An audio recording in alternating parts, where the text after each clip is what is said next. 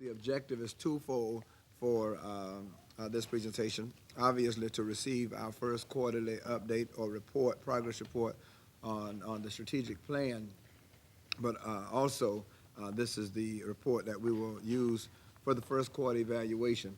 You have the strategic plan and priority alignment forms before you. If you look over to your far left, you'll see the priority alignment. And so this is what we will utilize as we align the evaluation with the actual evaluation form. Are y'all with me? Should have what? The strategic plan and priority alignment, unless it's different. You mean this particular one? Yes. Is that a more updated one? It's the same. Okay. Just want to make sure. Oh, okay. Okay, any questions about this before we? Okay, everybody's good? Okay, I would also remind the presenters that we certainly want to have a good time for dialogue, for Q&A, and so with the presentations, if we would really hit those, salient points. We've had the reports for a couple of days now, had the opportunity to review them, and so if you kind of, emphasize the most important points, will leave us good time during this segment for discussion and dialogue. Dr. King? Chairman Houston, members of the board, as our board chair has stated, this is our first opportunity to give a status report to the board and our stakeholders in reference to the first step for implementation of Phase 1, Year 1 of our 5-year strategic plan. And so it will consist of presentations and updates that will be done by each department in the following order, beginning with teaching and learning, followed by leadership, operations, also human resources, followed by community relations, community engagement, and finance. I would also remind the board and our team as well that, as our board chair stated, we will be pinpointing, for example, the major items that are essential today to move us along towards improved student achievement, and emphasize those points in terms of where we are and give an update on quality control and progress or lack thereof related to those items. I have asked those departments, however, to also reiterate the number of plans that each department has as its responsibility along the way for the entire school year, but again, to pinpoint those that are real-time and of essential importance for the work as we speak. With that said, we'll begin with teaching and learning. Okay. Good afternoon, Dr. Houston, Chair, and Board. Thank you. I wanted to just quickly share with you some of the information that you have, because I wanted everyone to understand what we have before us. The first thing that we want to draw your attention to are all of your templates that you received a few days ago. Since we are still manually managing our strategic plan as of today, each of the action plans for this presentation you have a template for, which will share with you the alignment to the priority, the plan number, the current status of that particular plan, any relevant comments in regard to that plan, and then the key performance indicators associated with that plan. So you're welcome to follow along with us on the templates, or you're welcome to follow along with us on the crosswalk, which has all of the action plans associated with Year 1 listed for you by strategy in chronological order. So there are multiple ways that you can follow along with us on this, and we are all prepared to answer questions about any of the documents that you've been provided, but as Dr. King and Dr. Houston alluded to, we will not be presenting on each and every piece of that specific data. So the first thing we wanted to remind the audience of is that the school board has the 7 priorities, and each action plan has been aligned to one of the priorities, and those are listed on the crosswalk and on the template for you. And we are monitoring those, and we'll be reporting out throughout the afternoon in regard to where we are with the priority, and in addition to that, where we are against the specific result associated with that. We also will be sharing information with you in regard to the 5 strategies that govern and guide the work of the strategic plan this year. Again, each of the action plans is linked to a specific plan, to a specific strategy. And within each of those plans, there is a specific result, which is the goal of what we hope to achieve when that specific action plan has been completed. So you'll hear us referring back and forth to strategies and the specific result and the performance indicators as we move through the presentation today. Okay. So throughout the format of today and our coming presentations, Teaching and Learning will make it a point to provide information for you during each of our quarterly updates on pre-K as a whole, where we are, on our pre and post assessments, and we've just finished that first round of pre-assessments, and we'll be sharing all of that data with you today. My Access, we will be sharing that with you in the future. We're completing those first round of mock writing assessments right now, and we'll share that with you in the very immediate future, as well as Achieve 3000, those level set reports and those growth reports, our grade distributions, PBIS in terms of discipline and climate, as well as instructional walkthrough data. So those will be standing components that we will share with the board each time we provide a quarterly update. Want to quickly also just define for us what we mean by pre-assessment, because we began the school year this year by providing every child in grades 3 through into course with a pre-assessment designed to gauge what students understand in regard to what they've already mastered in regard to that curricula, and to gauge how ready they are to master that curriculum. So we will share with you today the pre-assessment data as defined, and we're using definitions that we've borrowed from Carol Ann Tomlinson as well as Tom Guskey and the illustrious Dr. Samuel T. King. So we will quickly just remind everyone that the standards from the state of Virginia is what drives our train, so to speak, for teaching and learning. So everything links back for us to the standards of learning. The pre-assessments are what we used initially during those first few weeks of school to determine where every student is. And we then put plans into place to move us forward, and that is what drives the teaching and learning component throughout the school year. And we will end each unit and the end of the year with a post-assessment that will link back and gauge readiness to move forward for the next year. So, having said that, I will share quickly with you just a plan in regard to pre-K. This is plan number 20. It's action plan number 20. It's associated with strategy number 1. And it talks about looking at the number of students who enter kindergarten ready to learn.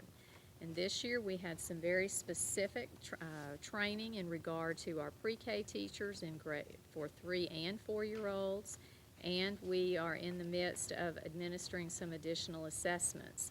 We will be able to gauge our plans associated with pre-K and kindergarten utilizing PALS results from last year and this year, our promotion and retention rates, as well as students not exiting pre-K last spring having mastered all of those PALS assessments.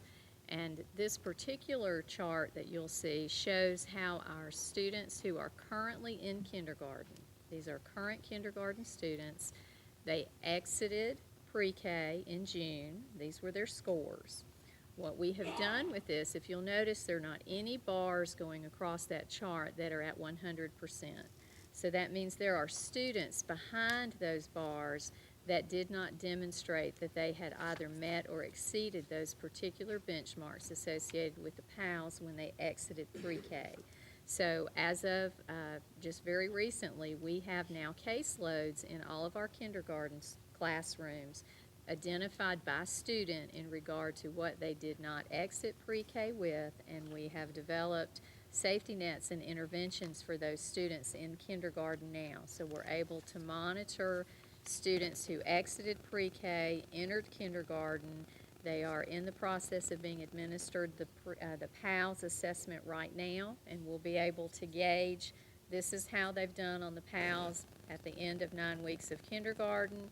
This is where they were when they exited pre-K in the spring. So we're able to monitor that student by student now, and within all 175 of our kindergarten classrooms, we have these caseloads specific to pre-Kers who exited pre-K in June. Okay. We also are looking at the promotion and retention rates of our kindergartners, and here you can see the data from the last few years. And of those 163 students who were retained in kindergarten across the district this year, we have those students identified, and they too are in safety nets in their kindergarten classrooms working with the kindergarten teacher specialists. So we have drilled down to that student level, and those 163 students are in safety nets within their kindergarten classrooms right now. Mr. Sinclair, who is one of our teacher specialists specific to kindergarten, is working very closely with teachers to monitor that very component. Okay. Dr. Corbett? And next you'll turn your attention to strategy number 3, plan number 23, which is a part which focuses on engaged learning through high quality instruction. And through the efforts of the board, we've been able to provide a plethora of resources for our teachers to make sure they are able to deliver high quality instruction. Some of those examples would include the tools that you've already heard from Dr. Savigny, such as My Access, Achieve 3000. Some of our schools are using STAR, Reading and Math, Read 180, as well as the new textbooks that were implemented this year in Reading and Science. We also have been able to make sure that all of our buildings are equipped with a reading specialist and a math specialist at the elementary and middle school levels. Some of those folks are working on advanced degrees as we speak to make sure they are able to support our students and teachers, and they do work primarily with our students to provide instruction. They also do provide professional development, as well as many of us at the central office level, and we have done professional development in the areas of gifted instruction, differentiated instruction, autonomous learning, just a ton of different types of professional development that began in the summer and will continue throughout the year as part of our various plans, such as our numeracy and literacy plan. If we'll go ahead and move forward. And looking at this slide here, what we've done is given you a snapshot of our student performance at grades 3 through 5. One thing you'll want to note on this particular slide is that you have two different forms of reporting. You have the percent correct as well as the percent proficient. Percent correct is giving you basically an average of how students performed, and the percent proficient is most closely aligned to what you would see on our SOL test. When you're looking in terms of percent proficient, we do have research that shows us that you would look for a range anywhere from 10% to 30% in terms of being proficient on a pre-assessment, because again, it's very important that everyone remember a pre-assessment is given before instruction has occurred. It's basically to determine, are the students ready for the learning? It's also to determine what type of professional development teachers might need, or what type of support you want to put in place ahead of time if you need to make any modifications before instruction actually begins. But here you do see how our students performed on those pre-assessments in terms of percent correct and percent proficient. The experts say it should be between 10 and 30? It varies. It depends on the research. Some research says you would look to see percent proficient around the 10% area, and it goes up as high as the 30% area. Okay, Range, thank you. I should say, range instead of area. I think the important thing for the board to understand with this concept is that it allows us to develop the baseline that links us with the needs of the SOL and the curriculum so that we know where we're starting with each child, and to develop a profile for the student so that we can early on, before we begin teaching, inform the work of what teachers will need to know about the child, strengths, weaknesses, etc., so that planning can be done accordingly so that we can begin early on with that cycle for results, delivering instruction in a way that we are honing in on those deficient areas, but also that we are beginning to do the enrichment that's necessary for those areas that are strong.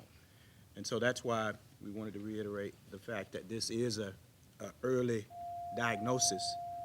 That's why the 30% number is a number that would be acceptable to say that this student is ready for the learning to begin at that level.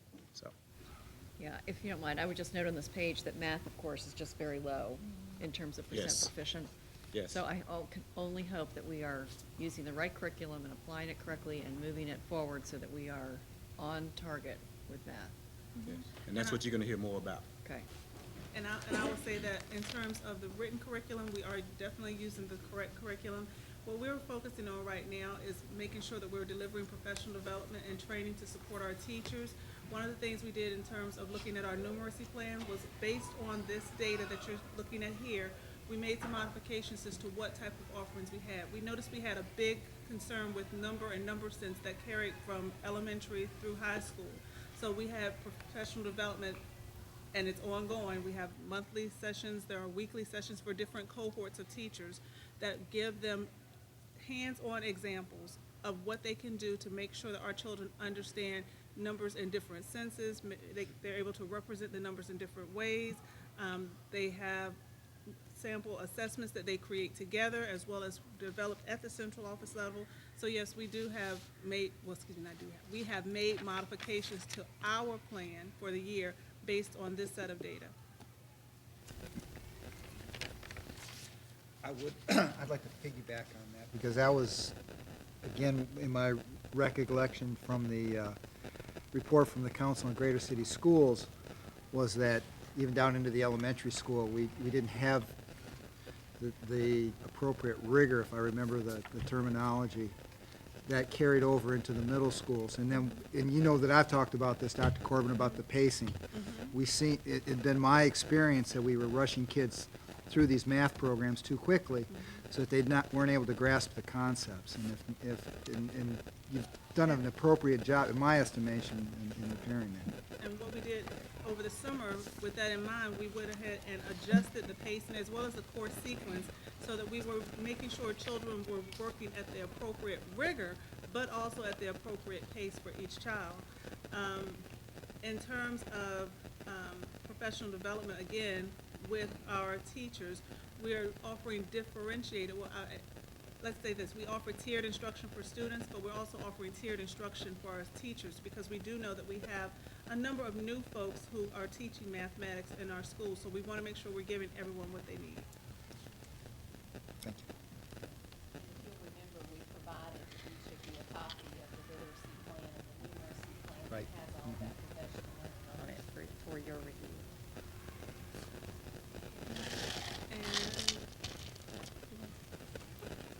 All right, and moving right along, if you'll look at the next slide, we do have a brief snapshot of how our students did by subgroup, and this is really looking at our ethnicity reports in terms of the percent correct. And just keep right on flipping, because we're gonna move right into our Achieve 3000. As you heard from Dr. Safigny a few moments ago, we're still in the process of completing our level set, and level set is basically a pre-assessment within itself. It determines a baseline of where our students are in terms of reading comprehension. Our students are, again, wrapping that up right now, but what we know from Achieve 3000 is that the more the students read, the better, of course, their reading levels will be. We also know that Achieve 3000 scaffolds up with our students. It scaffolds up or down, meaning it adjusts to our children's reading ability. Therefore, we want to see our students using the program frequently so that they are able to build that stamina for reading as well as build their comprehension levels. And this is just giving you a quick snapshot of the usage thus far this year at our schools. And next we move into grading. One thing it's clear to note is this says first quarter distribution of grades, and I want to make sure everyone is clear. This was our interim report of grades. Our grading period just closed this week, and teachers had the workday, of course, yesterday to enter grades. So these would be our interim report card grades. And as you can see here, we do have some things to work on, but we do have a lot that we are proud of. Grades are, again, just one indicator, and we know that we're going to keep on looking at things as a unit, not as just an isolated incident. If you flip to our middle, again, you see we start to see a little bit more concern with our middle school students in terms of reading and math. And at the high school level, our biggest area of concern would be at the 9th grade level when you're looking at the interim grades. But again, we can't report our final grades because our children have had the opportunity to have safety nets put into place once these interim grades were distributed. So we will hope that we will see some improvement here. But 9th grade, especially in math, is a concern, and we do have some safety nets that we built in at the district level and as well as at the school level for our 9th graders at math. Dr. Houston, did you want to ask? Can I just ask for sake of clarity? So this was back to Plan 23, reading and math programs, and the measure says 75% complete because 4 action steps, I guess, were completed relative to this plan. Yet, we're looking at grades down a little bit further. So to say that action steps were completed is great, but I would think that we would have numeric values associated with it that would say, what do these implemented plans or action steps result in terms of student achievement? So what I'm interested in is where are we putting those numbers on a piece of paper that say, as a result of this action plan being 4 steps being implemented, what is the result of that numerically for student achievement? Does that make sense? I understand it. Strategies and action steps that would link to this as well. If it's a professional development piece, for example, then it could relate to, you heard the mention of number, sense, and enumeration. I'm going to use that as an example. If that is a content-related item, then possibly we would be working with teachers to train them to deliver instruction that relates to number, sense, and enumeration at a higher level in terms of retention of knowledge. So there are certain strategies that are being rolled out to prepare those teachers. So many of the indicators or metrics that you will see would speak to the percent completion for rolling out the training of that. Well, that training is designed to get us to that end of increasing the percentage of children that are going to master that particular standard. So while we're pinpointing percent completion of that training, then we're not able to link yet to what that net effect has been in terms of increasing the percentage of students that are mastering. But we will be able to do that if you follow me. Will you be able to do that after the first quarter? Is that what you're saying? We can do that. We should be able to link that after, from a formative standpoint, with the first benchmark. Which is next And week, which will allow us to draw conclusions. That window is open now. right? And I can't remember the period of time, but So for example. the next 2 weeks. Right, Right. so from that result, that benchmark would tell us the percentage of students mastering in reference to number, sense, and enumeration. Then we can go back and link that to, okay, how are we doing then? What are the implications for the training that we already rolled out for teachers to make decisions in that way? And did So- we set a goal, though, based on what we felt student achievement should be, based on the work we've done with the teachers? like, they should have a 50% success rate in numeracy based on the professional training that the teachers have received. Am I saying that Exactly, correctly? exactly. Right. Across each one of those standards, there is an expectation that should be documented around the amount of progress that should be made with each student. And so that will allow us to assess and evaluate how well we're doing with teachers and with that training. For example, if that particular indicator pinpointed the fact that we wanted to see a 10% increase in performance as it relates to that particular domain, then we can link it back to that. So each indicator that relates to a student achievement piece should have a quantifiable Yes, approach to it. Yeah. Yes. and that's exactly what I'm trying to get at, is where is that quantifiable end to the means of the professional development? And I think maybe at some point, obviously today wouldn't be the day. I think it would be helpful, at least for me, for us to kind of get maybe training for the board on realistic expectations. And what I mean by that is, if I'm a math teacher and my students are achieving at a certain rate or level, and I receive the necessary professional development, and what's really realistic in terms of growth, progress, and outcomes. And I think we'd like to believe it's, 3 hours worth of training, 3 hours worth of results within 3 Apple days. No, that makes no sense at all. But I think it's important. But I think it's really important, though, that we are able to have some realistic expectations, because that's the bottom line of student achievement and progress, right? And but I also think it's important that if we understand a little better just how that transaction occurs, so to speak. I mean, how does it translate directly into student achievement? And obviously you have students at different rates, different levels in those classes. And so, sure, I think I'm done. Just getting in line. I'm done. Courtney, and then Mr. Brad. No, please go ahead, Brad. And I'm just saying, first quarter, is that a little unrealistic to see results? I mean, you have the professional development and the training.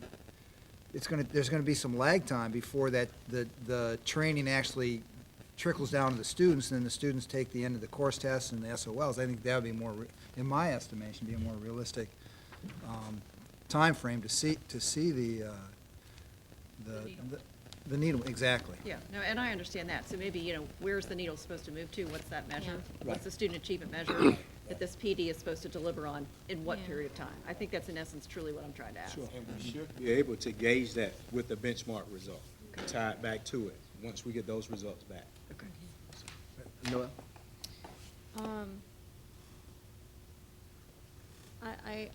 I agree with, well, I understand what Brad is saying, as far as the lag time between the professional development, but math is critical for Norfolk Public Schools. And we need to make sure that our expected goals are very clear, and if we are not achieving them right now, then we need to be able to, as they are doing, assess the situation, figure out what safety nets are necessary for those students, and if we need to go back to the drawing board and look at,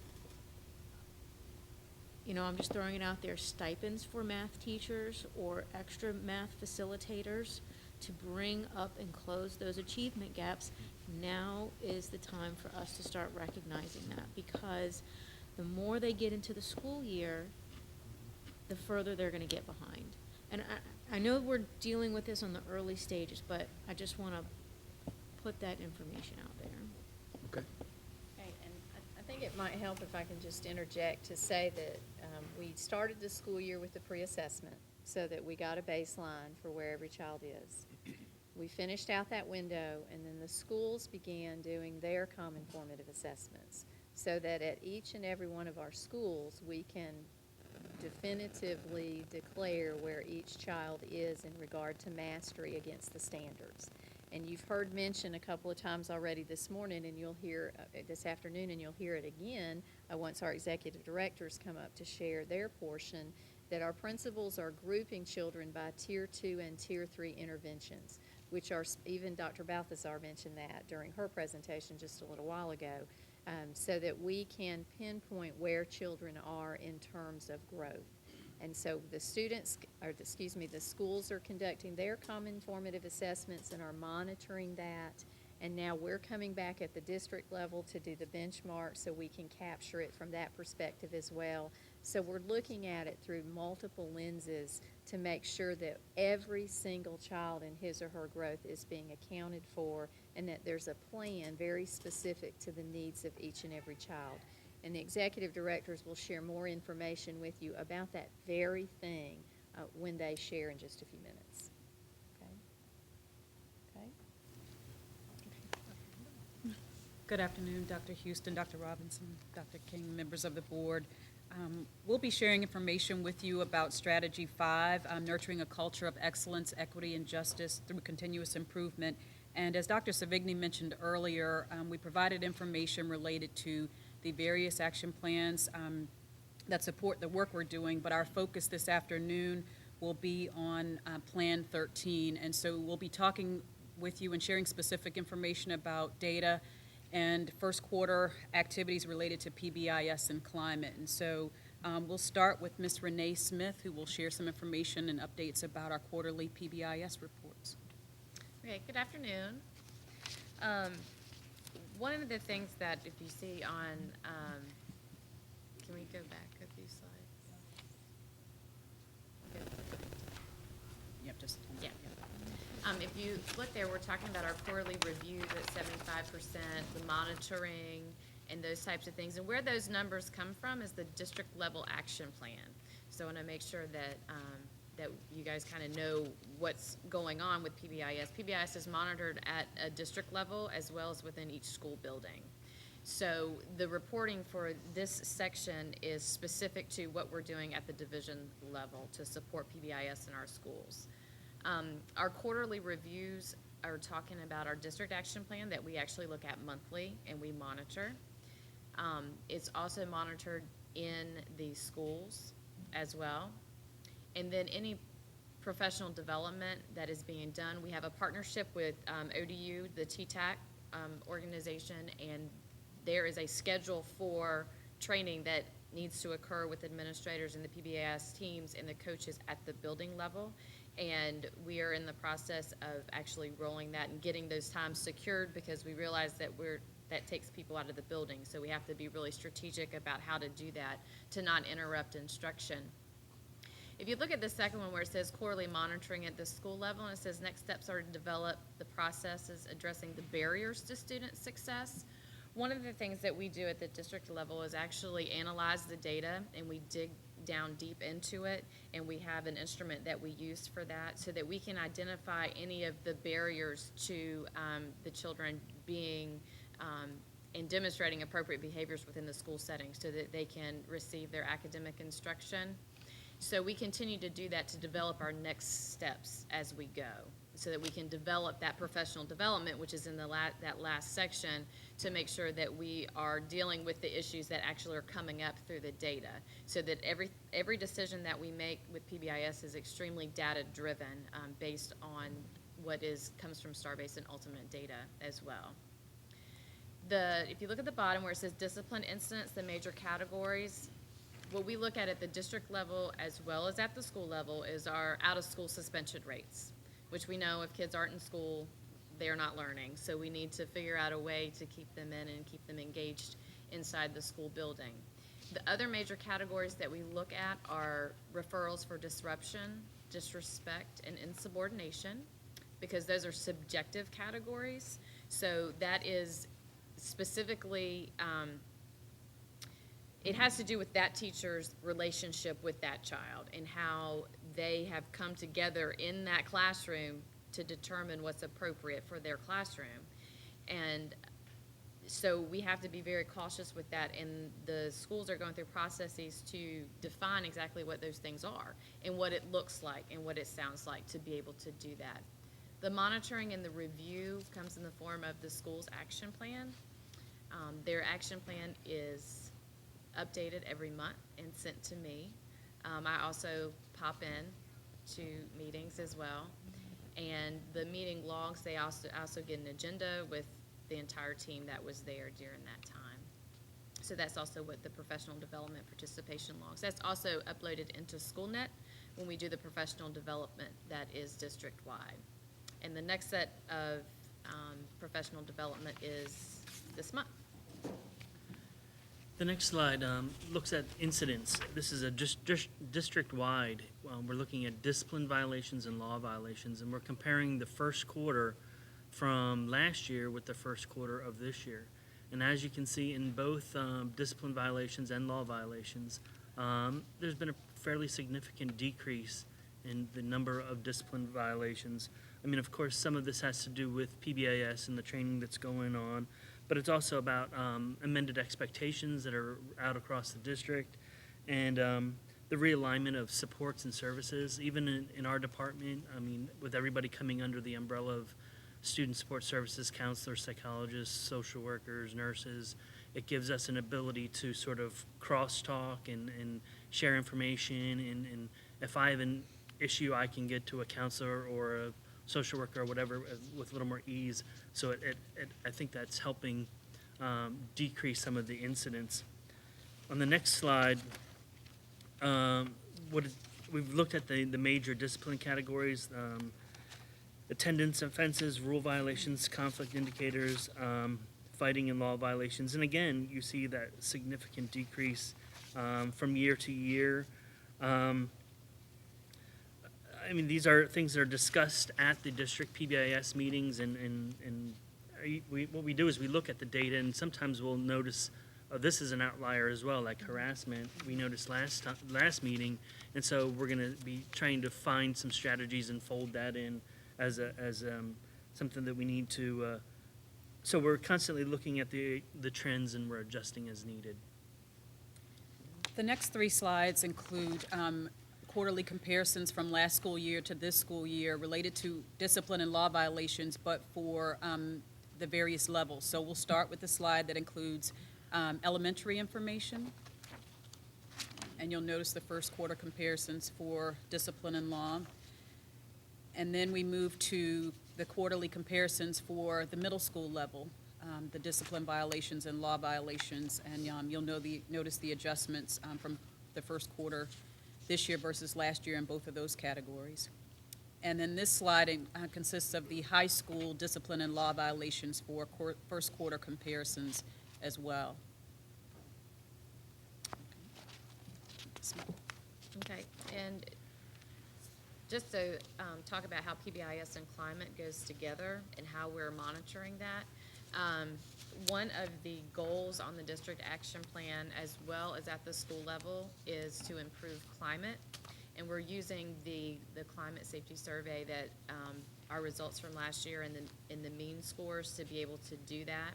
And we are monitoring that at a district level as well as at the school level. And we've formed a committee that is led by Dr. Moore, because he's our resident expert on the climate survey in our department, to guide that effort and to report on it at the district level. While that climate survey is just one piece of information, I mean, it's a good piece of information, and it provides a snapshot in time at that moment. It's not something that it's going to be especially helpful for ongoing throughout the year. So we're developing a climate committee to sort of try to get a better feel for as we go through the year. We're not having to wait till the final end and get this final piece of information that gives us the data, but to be able to maybe get a smaller version of a survey, also to look at the qualitative data and instead of just the quantitative data, ask some questions of teachers, of students, of administrators, of community members. So what we're trying to do is develop something that can give us more of a snapshot that we can use throughout the year rather than waiting for that end piece.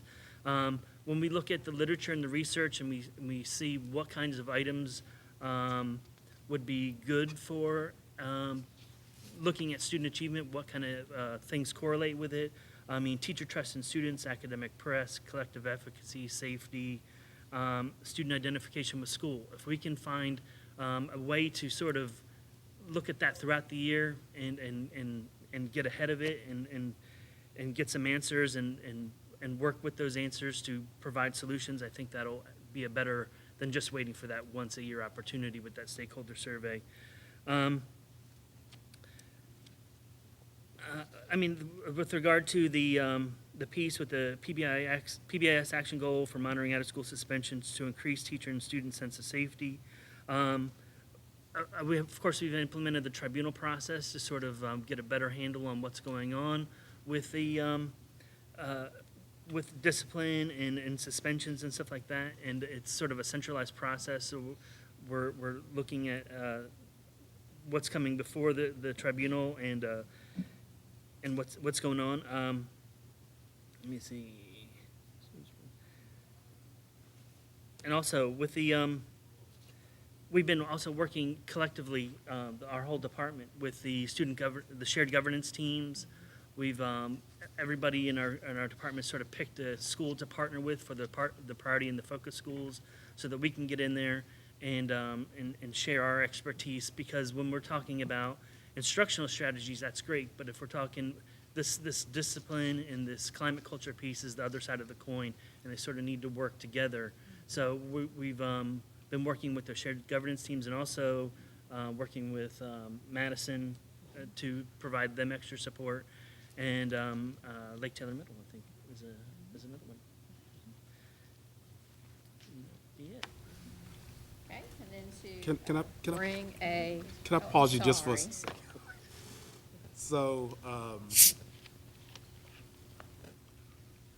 from the time of getting the reports on Friday in paper and trying to follow all this has been difficult for me. So I just need y'all to pause for a moment. So when I went to the strategic plan that was on the website, to marry it to the crosswalk, to marry it to the presentation. So on the strategic plan on the website, for example, make sure I'm doing this right. So when I go to strategy number 5, plan number 13, which says ensure that MPS schools are safe and orderly learning environments, there was no performance indicator and no one assigned to it on the version that's on the website, which indicated to me that would not be a year one plan. But in this, it has it as a year one plan. And so I was trying to, so is that the right version that I should be following, or is there another version online to follow to make sure that I can marry that? And then the other piece of it that I was struggling with, so then I went back to the final closeout reports that we got in September, I think it was. And so for me, I keep trying to tie the closeout of the first year and where we ended, which in my mind would have set the baseline for this year. And then any estimates that you would have of what the target would be for year 2, and then being able to compare that against the absolute target that's supposed to be accomplished after whatever period of time that's tied to.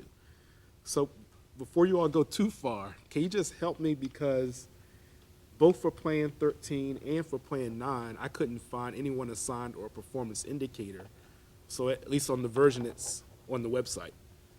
So is the version on the website out of date and there's another version that I should be following, or just help me follow? If you'll remember that the plan that was published online has been there for quite a while. Right. We've met and discussed different plans and phasing of certain plans throughout the time, and as we have talked about different plans, decisions have been made to add them. So what is on the crosswalk, what you were provided back in September, are the plans that are associated with year 1. So those 2 particular plans may not have started as year 1 plans when what is on the web was loaded originally back during the summer, but they are now. So the crosswalk version that you received in September and we gave you again are the plans associated with year one. And both of those plans are listed there with their performance indicator and the person to whom they have been assigned. So the indicator is, gracious. Again, It's for that plan, for Strategy 5, Plan 13, the performance indicator is quarterly review of says quarterly review of discipline data. So that Right. we can make sure we're using the results of those quarterly reviews to drive the planning to support the schools as we move into the next quarter. right, so when I mentioned at the previous meetings that I thought the performance indicators need to be revisited, because to me, a quarterly review of discipline data isn't an indicator, it is a action, it's a process, it's something that you do. An indicator to me is something that you can really measure and track progress against. So if we were to come at based upon this and say, okay, a quarterly review was done and you check off the box, It's 100%. that doesn't necessarily mean anything compared to the qualitative data that you all are presenting in the presentation. So whether it's through the presentation or some point in time, as we do our assessment of our progress, it's my view that unless we have real indicators that we can measure that tie the baseline from last year, the target for this year, and the progress against the absolute result that we're trying to achieve, I don't know how to evaluate what we're actually accomplishing.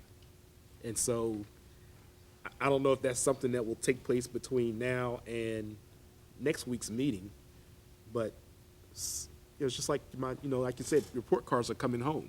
So, I know what an A means. I know what's in the syllabus. I know what should have been taught, and I can go into eSember and look at whether or not my child is making progress against that. I can't do that here.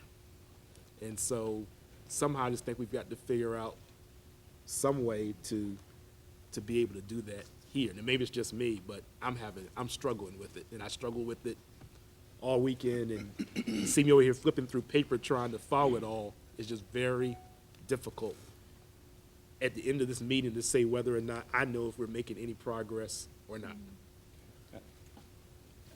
Dr. King, the warrant has Okay. Go ahead. And I'm following you, and the strategies are designed to be effective in accomplishing the task. So the numbers that are presented state a reference or focal point around what percentage of that strategy has been completed. However, that's only on completion of the strategy. It doesn't tell you what that means in terms of improved achievement, for example, is what we were talking about earlier, or what does that mean with the bottom line impact compared to the number of infractions we might have had across a certain area. So we can follow the directive of the board in terms of your input in reference to how you would like for us to adjust or add an indicator, because I feel like we have the indicator, but in some cases it's a matter of tweaking it to meet the expectations of the board, or jointly, the administration and the board, to do that. And so that's just a matter of tying that back to the priority and the amount of growth that we want to agree on, because we talk about means and ends, and in my view, the piece that we're referring to right now really relates to an end, which is important to the board, and of course important to us too. So I do feel like some collaborative discussion or agreement on what could be modified in terms of the expectations of the board around what's attainable or what may be a smart goal, and also the administration. I think that's totally appropriate. Just as a follow-up, so Reverend Hayward and I went to the Council of Great City Schools and others, And so I think I tried to attend. I think we did just about every session on school improvement and on reporting or data gathering. Just haven't had a chance to send you some of that. But let me give you an example of what I mean specifically in this one. So strategy 5, plan number 13, the first action step is develop and conduct quarterly reviews of school discipline data. The performance indicator is quarterly review of discipline data. So to me, if your action step and your performance indicator are one and the same, I just think, I'm not saying the board should, but I think a lot has happened since we did the initial action plans. Right. And so if there's an opportunity somewhere, whether it's at all the levels, the teams, the board, the steering committee, to come back and actually review some of these, I'm just saying in terms of us being able to provide a qualitative evaluation of where we are, if we don't nail this down in the first quarter, we will never catch up. Right. And so I appreciate what you're saying in terms of us trying to figure it all out, and I'll send you those samples, but I think we've got to, whether we do it collectively or whether you all just get in the room and come back and tell us this is the way it's going to be, we've got to be able to measure this, and so I'm repeating myself now. So it's important for me that we're kind of hearing and understanding each other, and that we, at some point, reach an agreement as to how we want to move forward. So you understanding what he's asking? Well, based on what we have discussed, my recommendation is to allow me to work with my administration to Okay. add a measurable, quantifiable piece on each, and then provide it to the board. Then once that happens, that is an end, and if there's some changes or modifications the board wants to make, to say, we want you to, if for example, it pinpoints an increase by 10%, and the board says, well, I think that should be less, or that's not reasonable, and we suggest that it's more, then at least you already have that gauge. Right. So we can put that together and provide that, and then what you would do is review it. Right. But it sounds like, in addition, that Mr. Jordan is speaking of formatting. Well, we know ultimately we can get it all online, which will help Yeah. tremendously. Yeah. Okay. Yeah, right. So, Okay. but I just want to make sure, again, that we don't lose, when we had the action plan from last year that we spent so much time going through, that we don't lose those, the baseline data, the targets, the absolutes, and then we had evidence. Right. And, I had mentioned before, I felt like we were losing it. I mean, losing that. And I feel like it even more so now. So, again, I think there's some examples that you all probably can pull from that we saw. But I know we're trying to move into an evaluation process that we're going to do next week. Right. And unless we can really qualify what it is that we are measuring and how we are measuring it, it just doesn't set us up well. Gotcha. Okay, Dr. Stewart? Thank you, Ron. My comments in regard to the slide that we have up there, for you, Dr. King and Dr. Lands, if you recall at our last public board meeting, I made a commitment to translate the wonderful presentation that y'all made of PBIS to a new CPBIS, or community. And the ratio that's recommended for every corrective suggestion that is made, that 4 affirming. How am I doing? All right. Well, I just wanted to know that I've made several planned, scheduled, authorized visits to several schools. We'll do several more by the end of this week.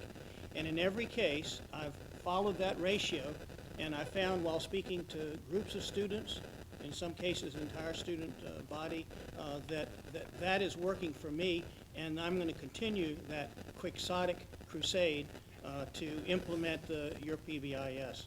I think it works. And I think qualitative data sometimes can be very helpful, and so I give you an anecdote in that nature. Thank you. Mr. Wall? I actually chatted about this yesterday, so I won't repeat myself too much, but the idea is, and it echoes frankly what Rodney Jordan was saying as well, and that is, we need to see the current strategic plan in its reconfigured fashion based on the contingencies we said we approved it by in July. And I think you were holding off on doing that until you had the software program in place that would allow it to take place. And that apparently isn't happening as quickly as we'd like. So we need that to happen. We need the reformatted, reconstituted strategic plan, and we need the numeric values that we can measure these against. Because I agree with Rodney, and that's what I was getting at earlier. To say you've accomplished 4 of the 7 action plans is great, but what does that translate into? So that's what I think we really need to see in a comprehensive fashion, and to Rodney's point, earlier than later, because if we wait until the second quarter, then we've lost truly 6 months' worth, or 90 days' worth of good opportunity to realign where we need to go. So if at some point you all, Dr. King and team, can give us deadlines of when you will have the software program in place, the realigned, the reformatted strategic plan, and these measures in place, so that we can react to those at least and give you feedback to the numeric values, that would be helpful. Thank you. And then the last piece, and we'll transition to our executive directors, is many of our plans focus on getting into the actual classrooms to gauge the quality of instruction so that we can make sure that there is no longer a disconnect between the intended curriculum versus the taught curriculum. So we have pledged to conducting quarterly at the district level instructional walkthroughs. So during October, a team of individuals, of external and internal individuals, visited 870 classrooms throughout the district. And we're looking at a variety of things in terms of the types of tasks, the questioning, the types of strategies that there was evidence of in the classroom that teachers were using routinely and consistently, evidence of performance-based assessments, the level of student engagement and student involvement, the types of technology being used and who is it being used by, the teachers or the students or both, as well as looking for standards-based commentary to guide student growth with comments specific to where students needed to grow to demonstrate mastery. So in October, the teams were able to visit 203 elementary classrooms, 168 middle school classrooms, and 499 high school classrooms. As we're transitioning and we begin talking about what does that mean in terms of actual student achievement, the executive directors will break that down for us a little bit further in regard to actual percentages and tie that into how is that impacting the day-to-day instruction inside our classrooms, and how does that lend itself to increased student achievement. A question on that. The external group that you have that's doing the walkthroughs, can you describe, I was looking them up because I saw them in the presentation, but can you describe who they are and how they were selected and what they're, I guess they're under contract, what they're actually supposed to deliver? Well, they were consultants. They're not under contract. Okay. So they came in and we asked them, they're principals, teachers, special ed teachers, coaches, instructional specialists, and technology specialists, kind of a plethora of educational experts specific to K-12 education. And they were very familiar with, they worked with us on the focus walk form that we created in terms of the pieces that we were looking for. And they came in during the week in October and they partnered with us. So every classroom had a pair visit the classroom. So there was an external and an internal person who visited every classroom, meaning this consultant firm as well as an NPS employee. They went in those classrooms together to observe the environment. They spent 15 minutes inside each classroom, and they spoke with 3 children while they were in the classroom, regardless of the age of the children, asking them, what are you learning? What happens if you're not learning? What kind of feedback are you getting from your teacher? And why is this important for you to learn? Why are you learning this? And so we were able to glean student feedback, 3 students from every classroom in regard to those 3 questions. as well as the assessment in regard to the levels of these particular environmental indicators for our being able to assess what is happening in the classroom. Because if you remember, one of the things we talked about in the past was we felt there may have been, because of a lack of training, there may have been in certain classrooms the rigor was not present. There may have been a disconnect between the intended curriculum provided by the state of Virginia versus what was actually taught. And getting into those classrooms for 15 minutes at a time allows us to assess what's happening in that classroom, analyze the rigor of what's happening in that classroom, and then take it back to the state framework to make sure that what's being taught is appropriately being taught at the level by which it should be taught. So it was just a team that came in, but they were consultants, not under contract. So they came in for 4 days to work with us on that. I don't know the difference, but I'll ask later. Okay. And these consultants come from a particular firm, Yes, it was a company. It's called 5 Star. 5 Star? Yes.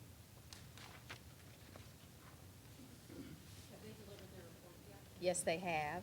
We received an aggregate report looking at all the classrooms at the elementary, middle, and high school level, and that's part of what the executive directors will share with you in just a moment. Then we also received a written analysis for every school and a walkthrough sheet for every classroom visited. So we can drill all the way down to the individual classroom to get a snapshot of what was happening when the team was in that classroom, how that translated into patterns and trends at the school level, and how that translates into patterns and trends at the district level. And we have those written reports. We got them back 10 days later, and those are now in the possession of the executive directors to be shared with principals and teachers for improved growth. Okay, having said that, we'll turn it over to the executive directors. Good afternoon, Dr. King, Dr. Houston, members of the board.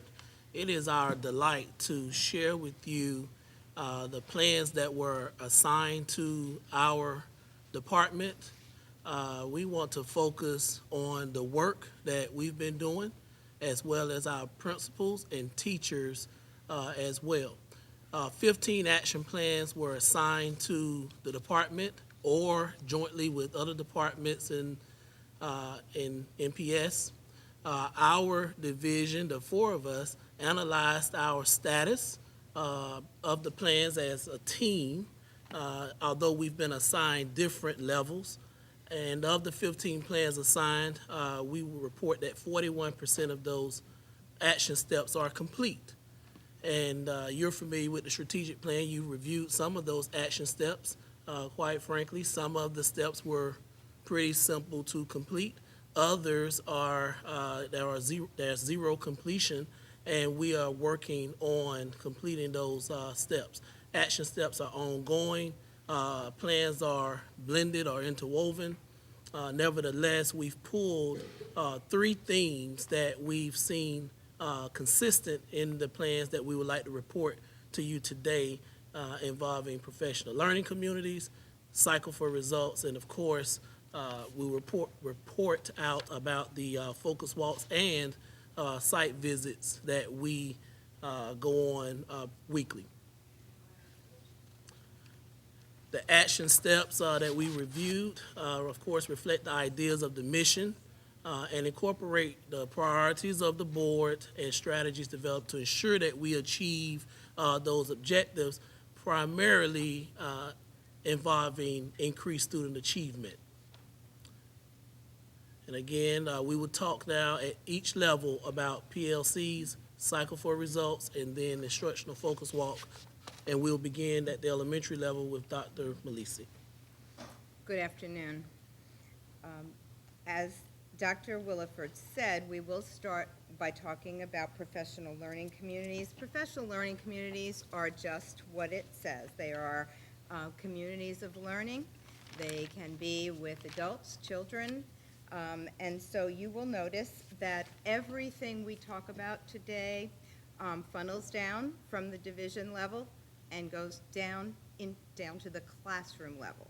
And so our goal is to formulate PLCs at the division level, which we do at our cabinet meetings and other meetings, down to the schoolhouse level, where principals are having PLCs with their staff, and then down to the classroom level, where students are involved in an actual PLC, a professional learning community with their teacher. On the elementary level, one example of that we are doing with our elementary principals is a book study called Leading Learning Communities, Standards for What Every Principal Should Know and Be Able to Do. It was published by the National Association for Elementary School Principals, and the book contains 6 national standards for principals, which are also our state standards. So every principal's PLC, or every principal's meeting that we have, we discuss one of the standards in the book, and those discussions lead to real-life examples of things that are happening in the schools every day and that are authentic to our principals. Again, on the school level, leadership teams meet. Schools have book studies among teachers and administrators. They also meet on plans, InduStar plans. They meet to review data. All of those, as we model the format of a PLC, are then taking place in the school. And the professional development is based on those needs that are determined during PLCs. Now we will go on to the middle school level with Dr. Charbonnet. At the middle school level, I have included book studies. Having worked with the schools last year, I based it on the data that I saw. And basically, I'm focusing on the books that you see listed because I want our principals to look at the research in these areas. I also want to develop a common language when it comes to those particular topics. So those are the books that we will be reading at the middle school level as we move forward with our PLCs. And I'm taking the approach through these PLCs, I want to have collective problem solving among our middle school leaders so we can work toward optimal student achievement in these schools. At the high school level, we also have a book study going between myself and the principals and the assistant principals. And the book study that we're looking at is Rigor is Not a Four-Letter Word by Barbara Blackburn. And our focus through that book study focuses on clear expectations, our belief systems, what our vision looks like, and taking it a little bit deeper, valuing depth when it comes to content, scaffolding activities, open-ended questioning, and quality questioning. And all of that centers around then communication and conversation that then goes back down to the school level, where the administrators then have conversations with their teachers centered around these themes so that we can build rigor within our classrooms. That looks different than what it is now. Rigor, when we tend to look at it, a lot of people tend to think rigor is harder. And rigor doesn't necessarily have to be harder. It can be just doing things differently, and that creates rigor in itself. And so that's kind of what we're centering our conversations around. Our PLCs are a little bit different at the high school level. We have our PLC with our administrators, but at the school level, our PLCs center around like subject teachers. So all of the Algebra 1 teachers have that common time, and they look at their data points with their students and provide conversation around lesson plans and best practices, but they also look at the progress students are making. So they're looking at their common formative assessments, and that conversation within that PLC determines and helps drive what students need SOL remediation, what students get into safety nets, what students need to be retaught and reassessed, for information. So our PLCs are like subject related.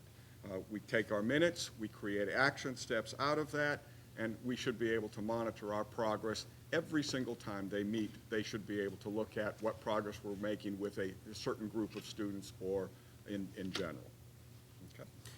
And so in essence, what John is saying and what we report on next is implementation of the cycle for results, which is a year one key initiative. We are looking for full implementation of the cycle.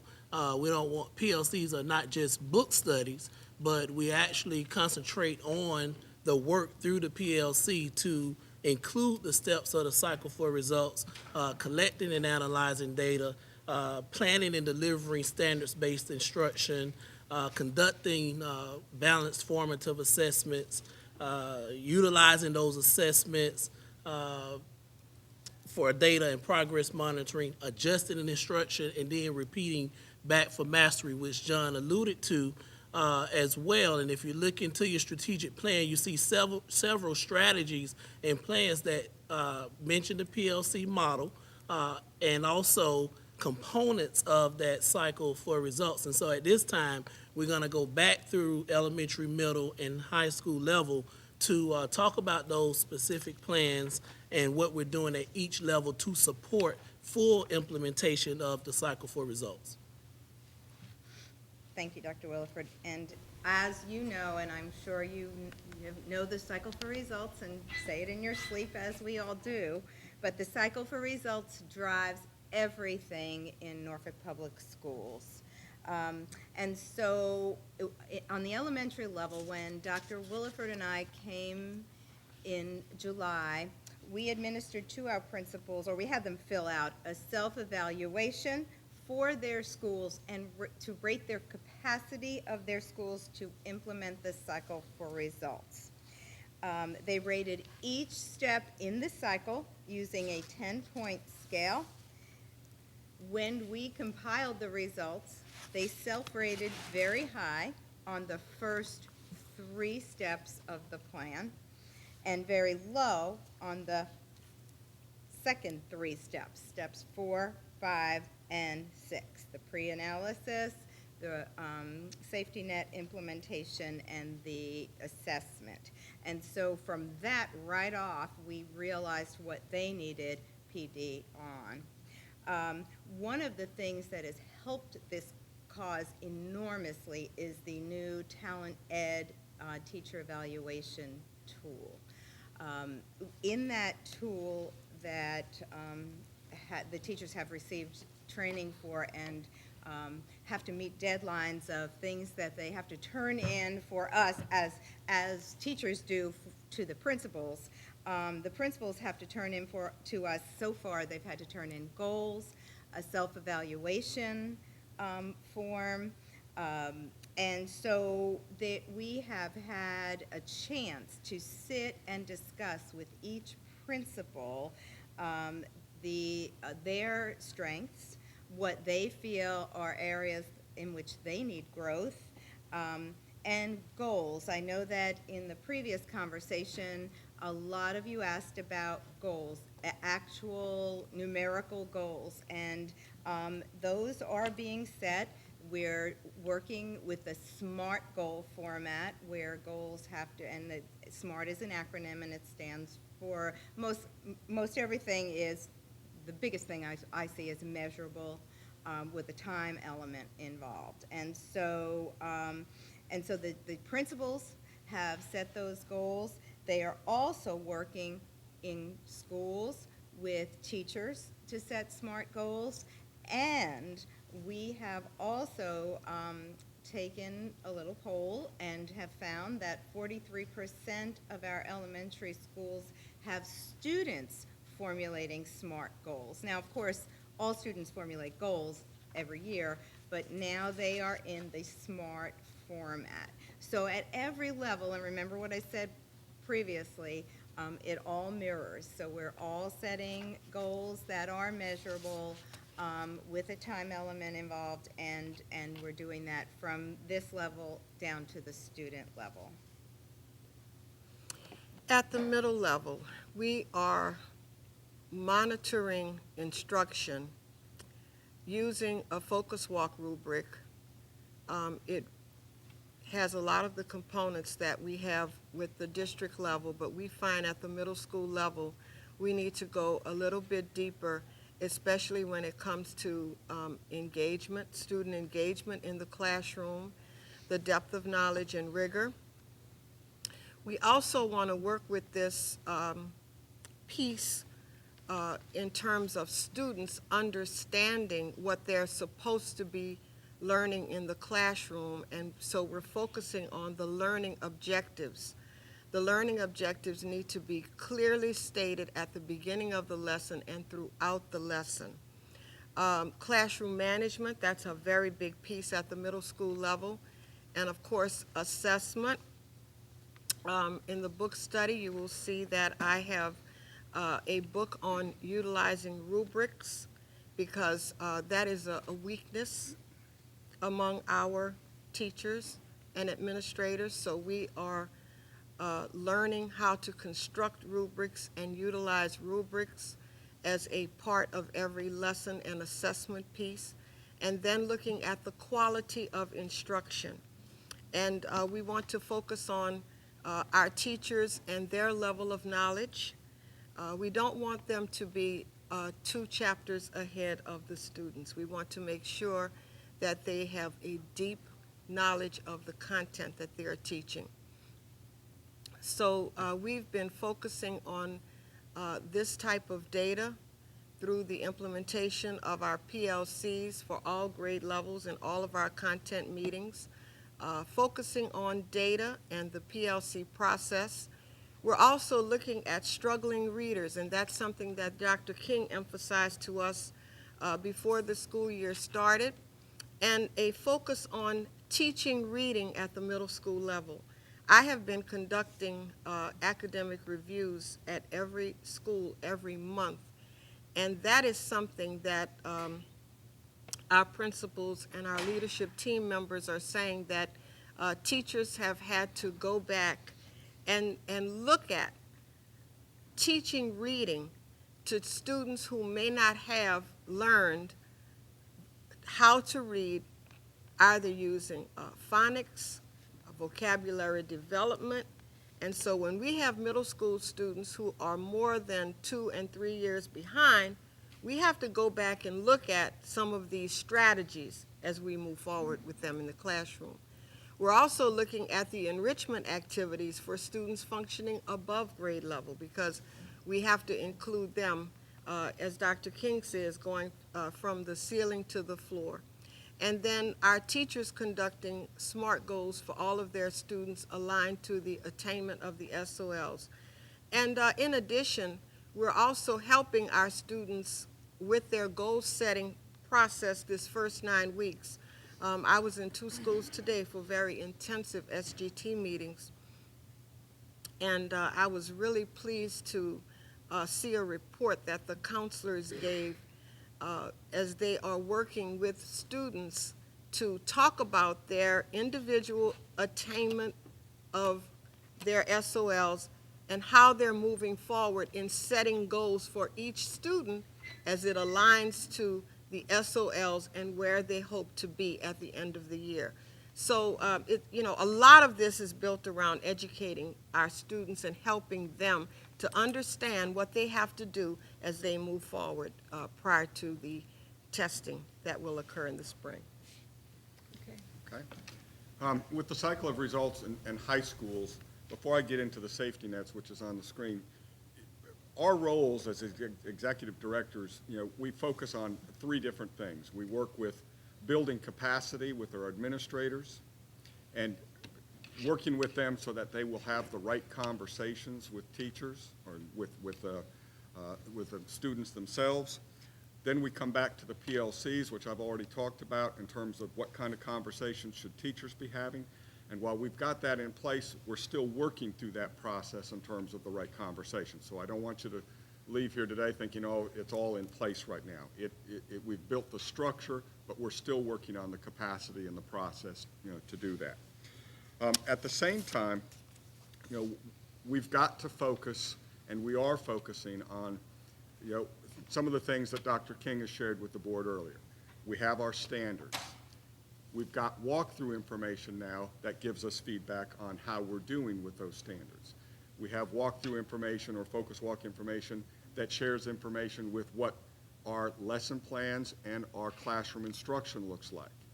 And once we get to the point where we can align all of those things, then we will match up with our assessments. So a lot of our conversations center around those things. We have found information, in our conversations and looking at data where many of our teachers, they know and understand the topic or the content within the standard, but they don't know the language of the standard and don't always apply it the way it needs to be.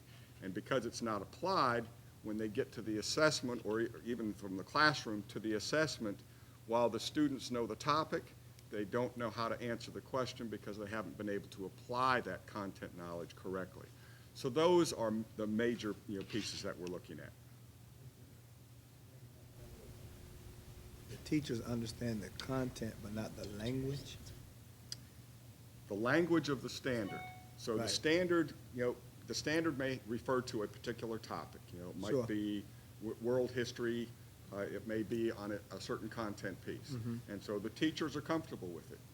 They know that content from years past. Right. But the way that standard is now written Right. is different. Students now have to take that content knowledge and apply it to answer a question Right, a certain right, way. right. So while as teachers, we've got excellent teachers that know what their content knowledge is, and they can share that content knowledge out, where the disconnect is the application piece. Right. And that will come out a little bit more when we share, some of the focus walk information as well. But our jobs is building that capacity so that administrators understand that, so they can have those conversations with teachers, so when they come back and look at lesson plans, it addresses those things, so when they go into a classroom to observe it, they see that adjustment. How are you discovering that gap? When we look at lesson plans and when we go in for our focus walks. Is that a new revelation? I wouldn't say it's new. I think, from the focus walks that, were conducted last year by Five Star, some of that information came out at that time.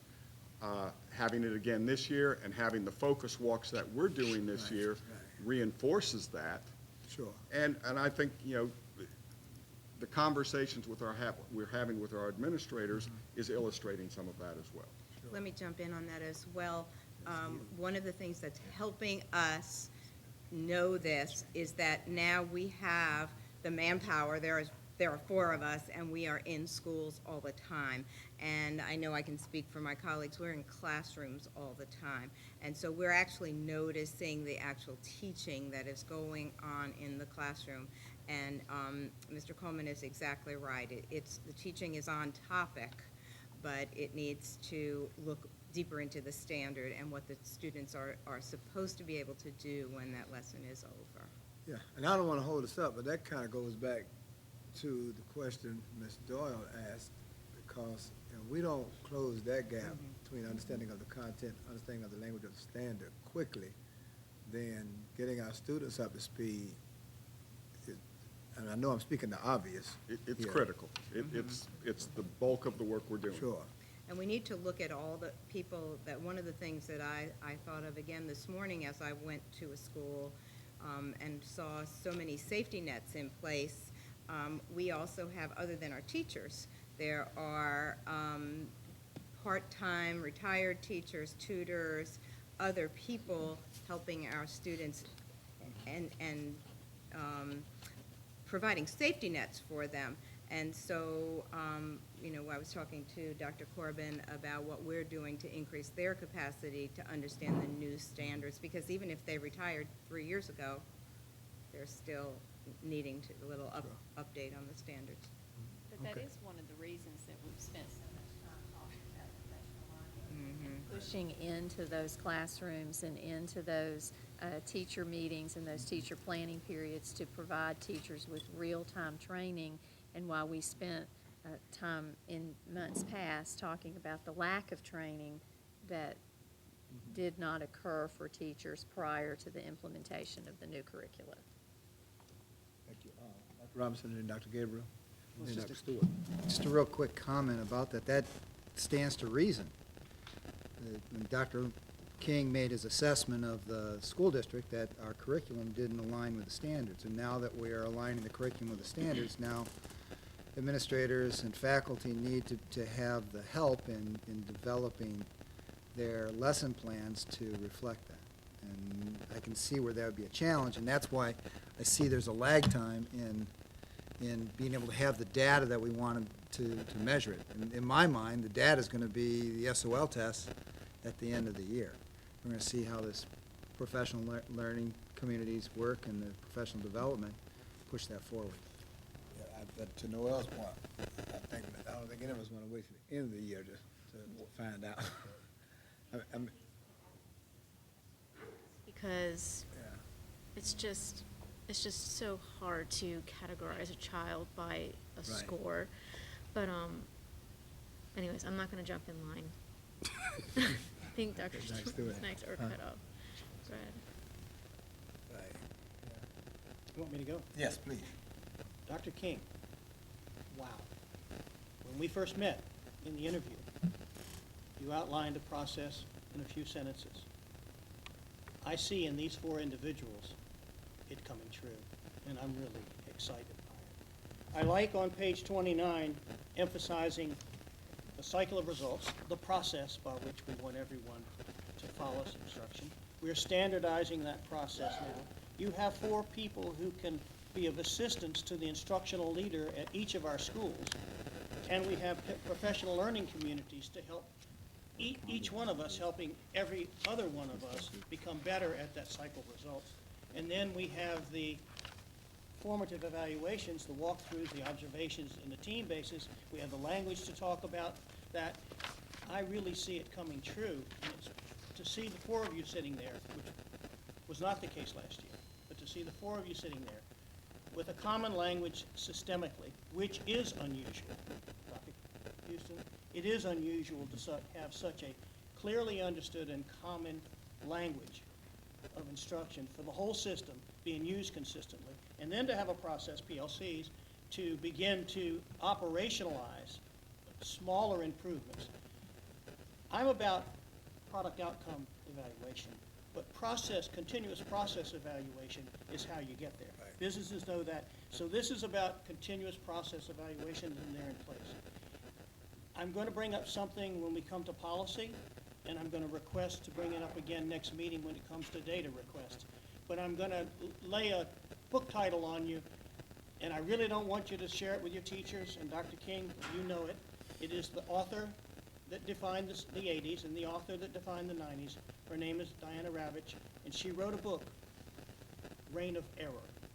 I would want you to become familiar with that, because I'm going to be asking the board to consider something that 35 school divisions have done in the state of Virginia, and that we need to do a better job as the leaders, and hopefully our state educational leaders will begin paying attention to that. 35 school divisions are obviously familiar with that. They've taken action, and when we talk about policy, I'm going to be mentioning it again.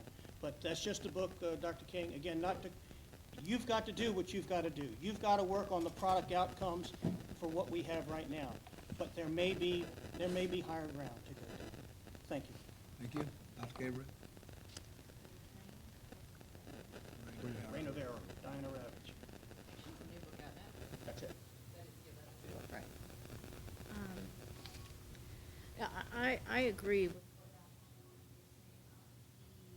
energy and the confidence that is coming from our executive directors is wonderful. They seem to really have their hand on the pulse, and that's an excellent sign at the beginning of the school year.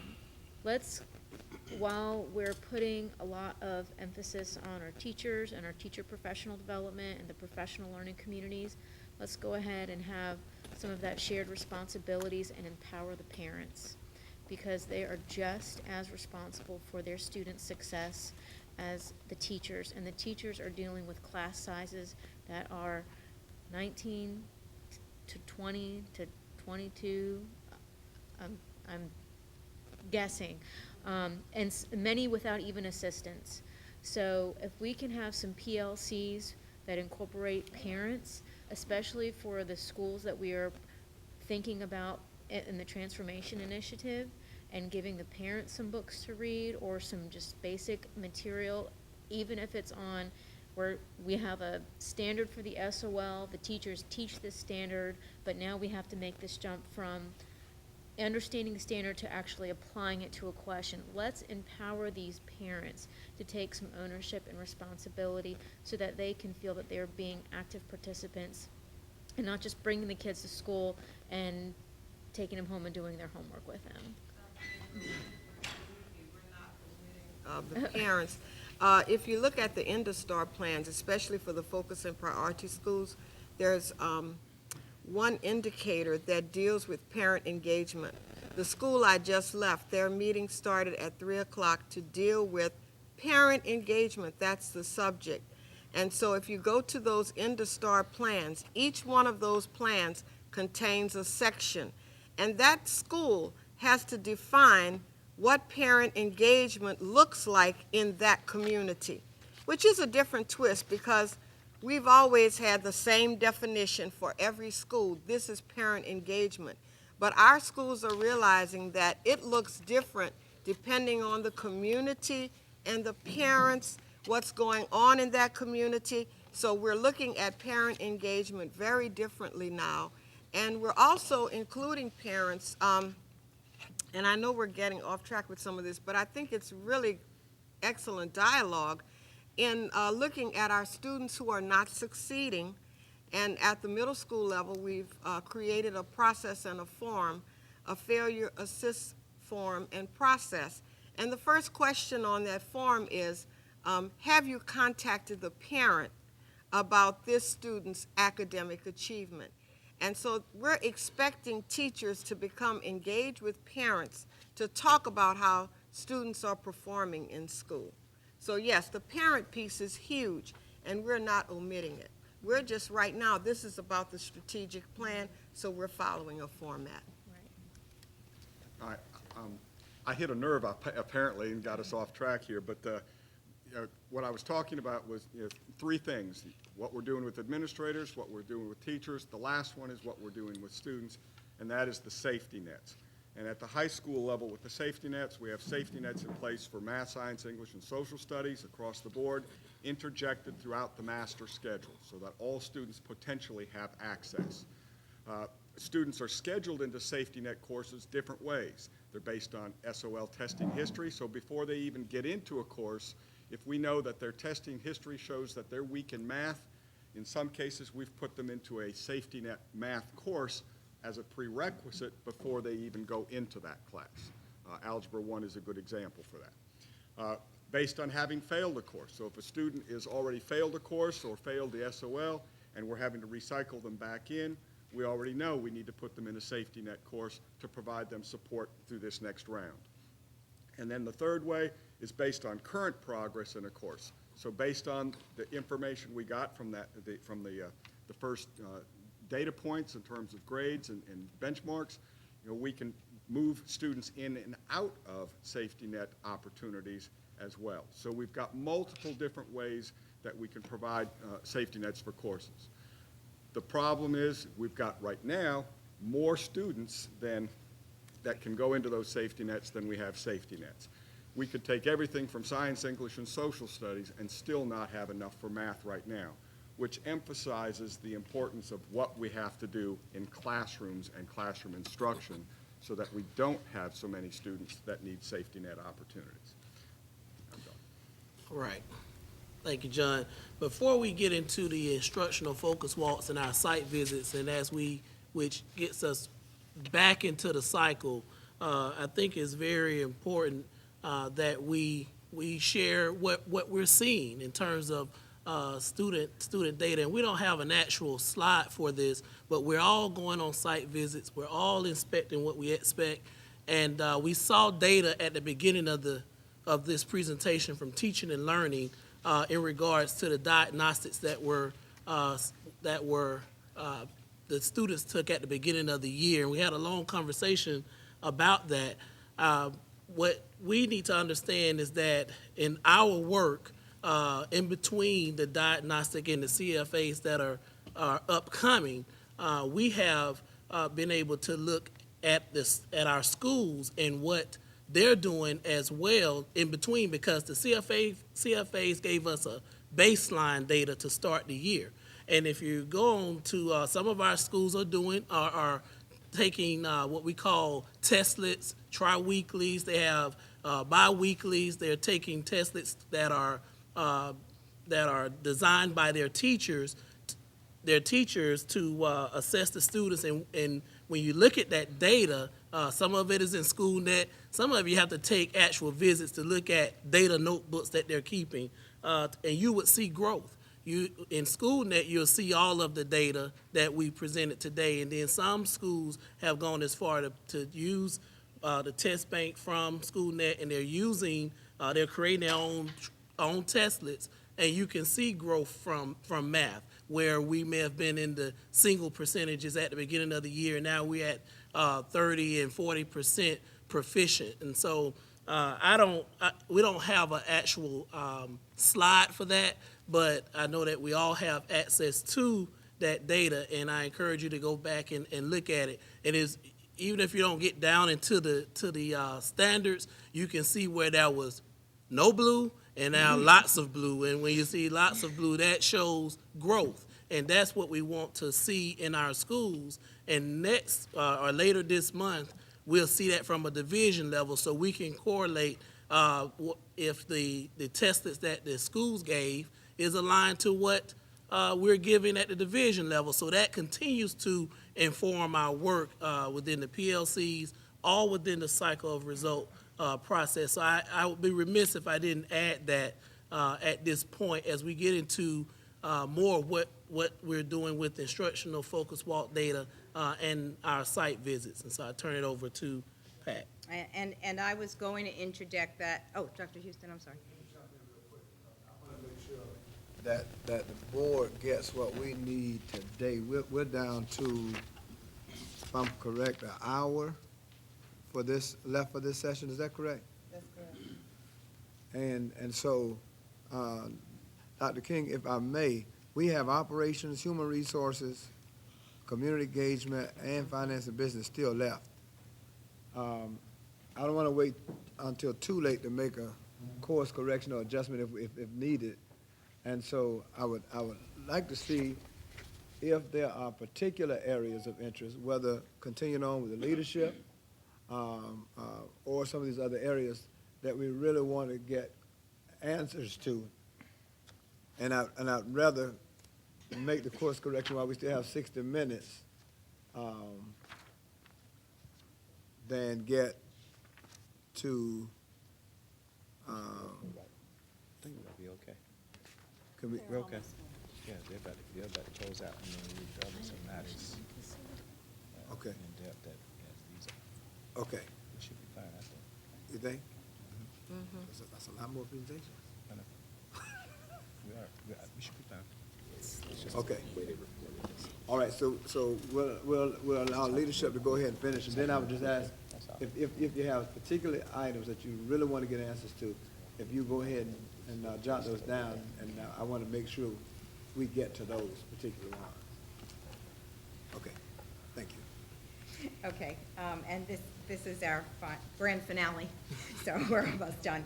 But I too wanted to interject that, like I guess it was Dr. Houston that said we don't want to wait till the end to find out the results. And so, of course, we want to look for incremental improvement starting now.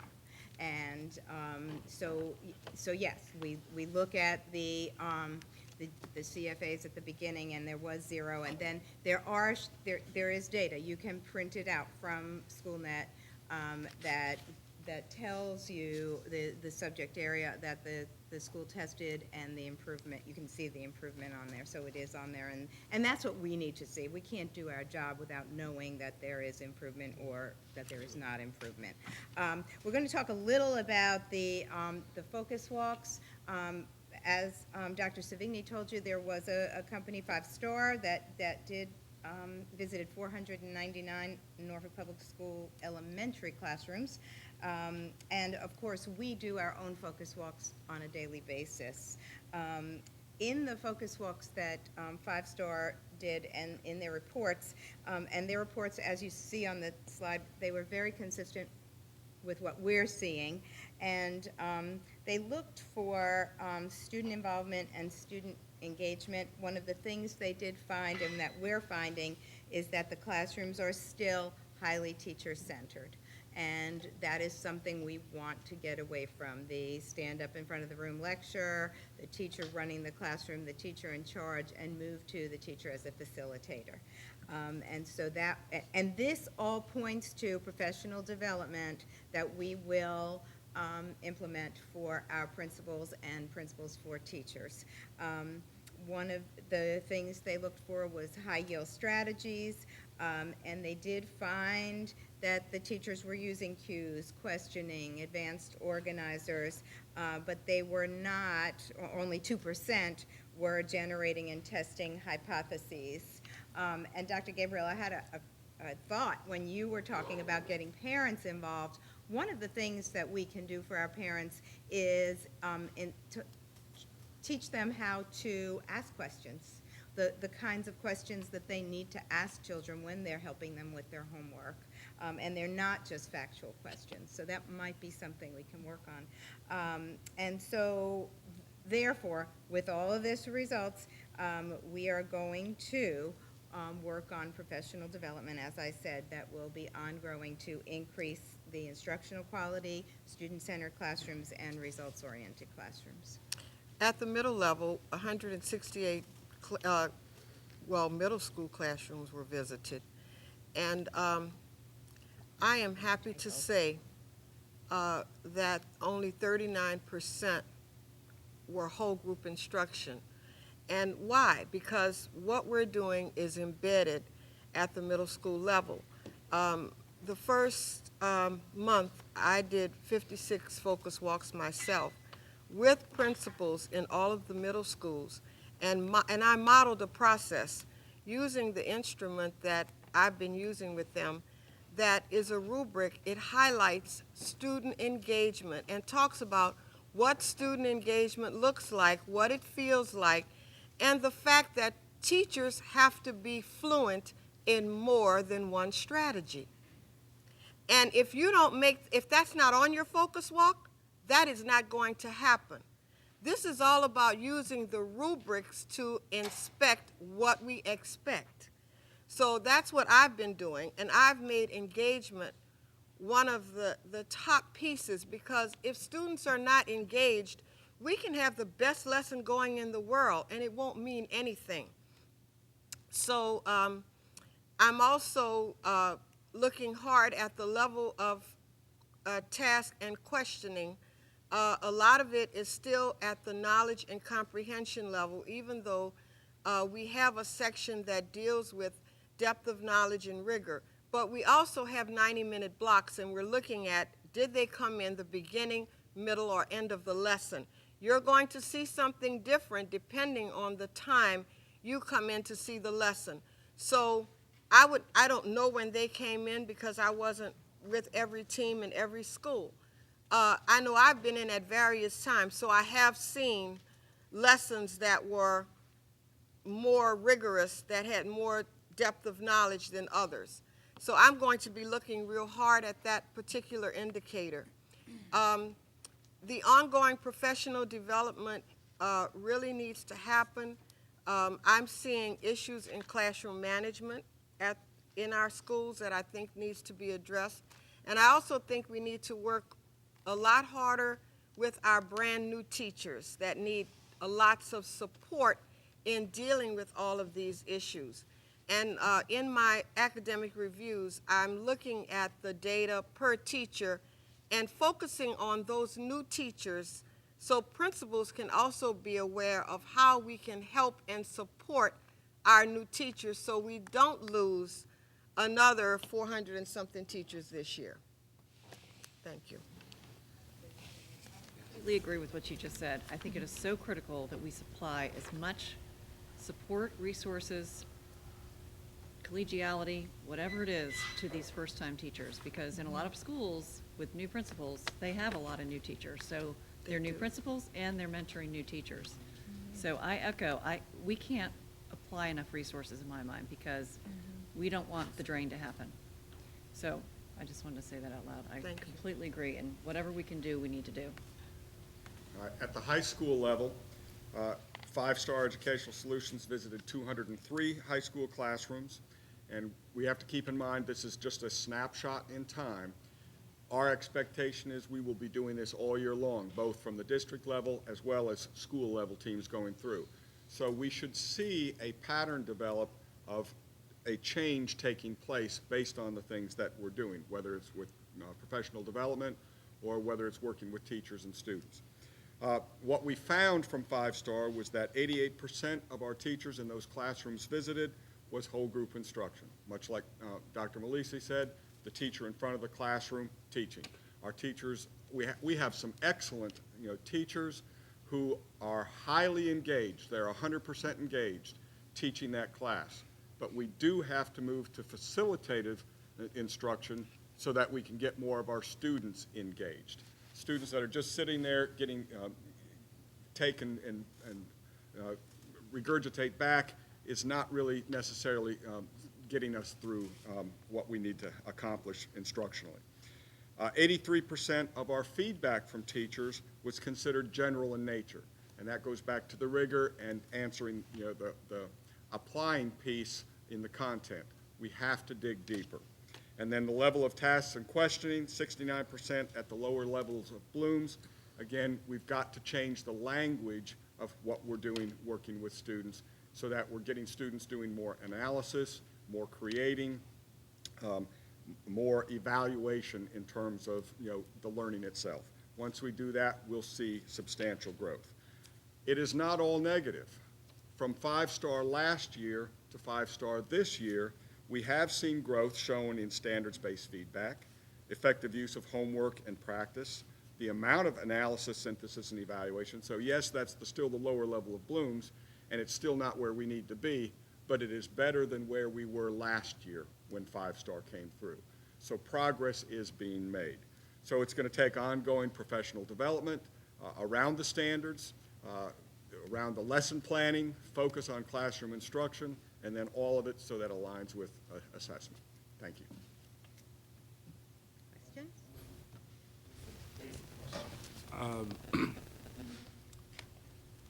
Floor and ceiling simultaneously. Can you just talk a little bit about the ceiling and what's happening right now in this first quarter around students that have been identified as gifted or students that have shown that they are above standard?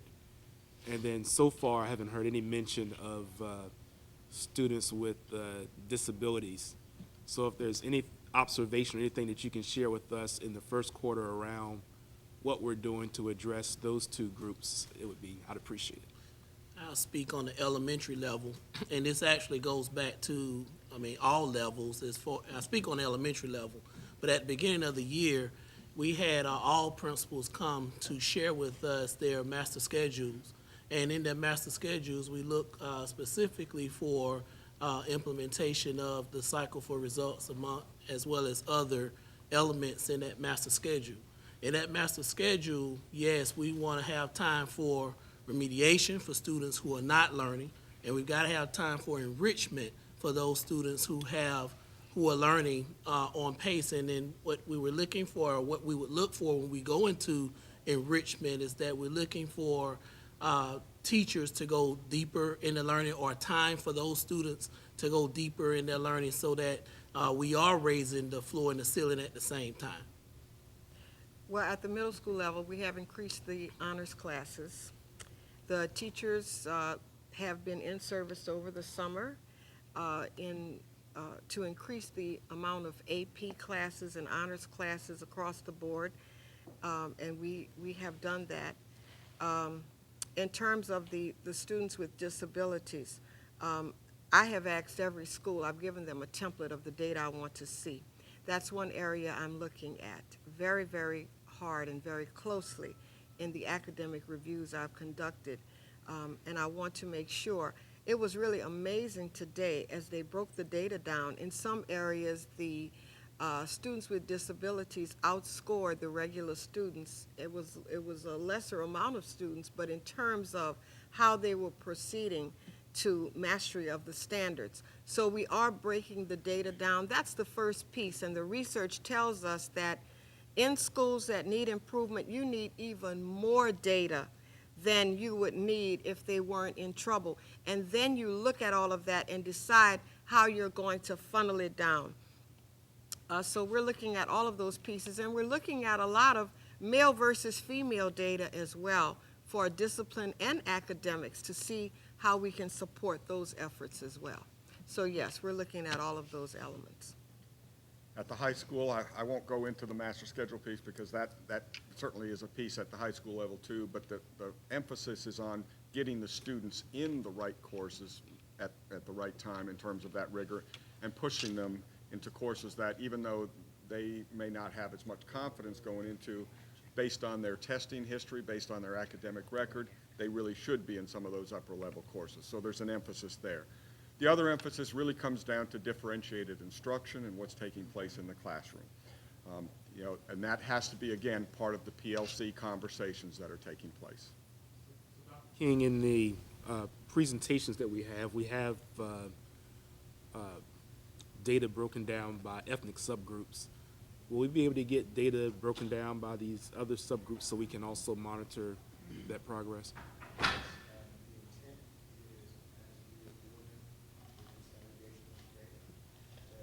Be inclusive of each of the qualifying subgroups, which would be ethnic categories, of course, but also economically disadvantaged as a separate subgroup, as well as students with disability as a separate subgroup, and limited English proficient as a separate subgroup. So during the benchmark window, once those results are in, we will disaggregate those results based on those indicators. We'll also be able to pull that data by gifted. We've indicated those students, identified those students in SchoolNet, so we'll be able to extrapolate data by gifted as well. Can I just, I'm Go sorry. ahead. Go ahead. Just a question on SchoolNet.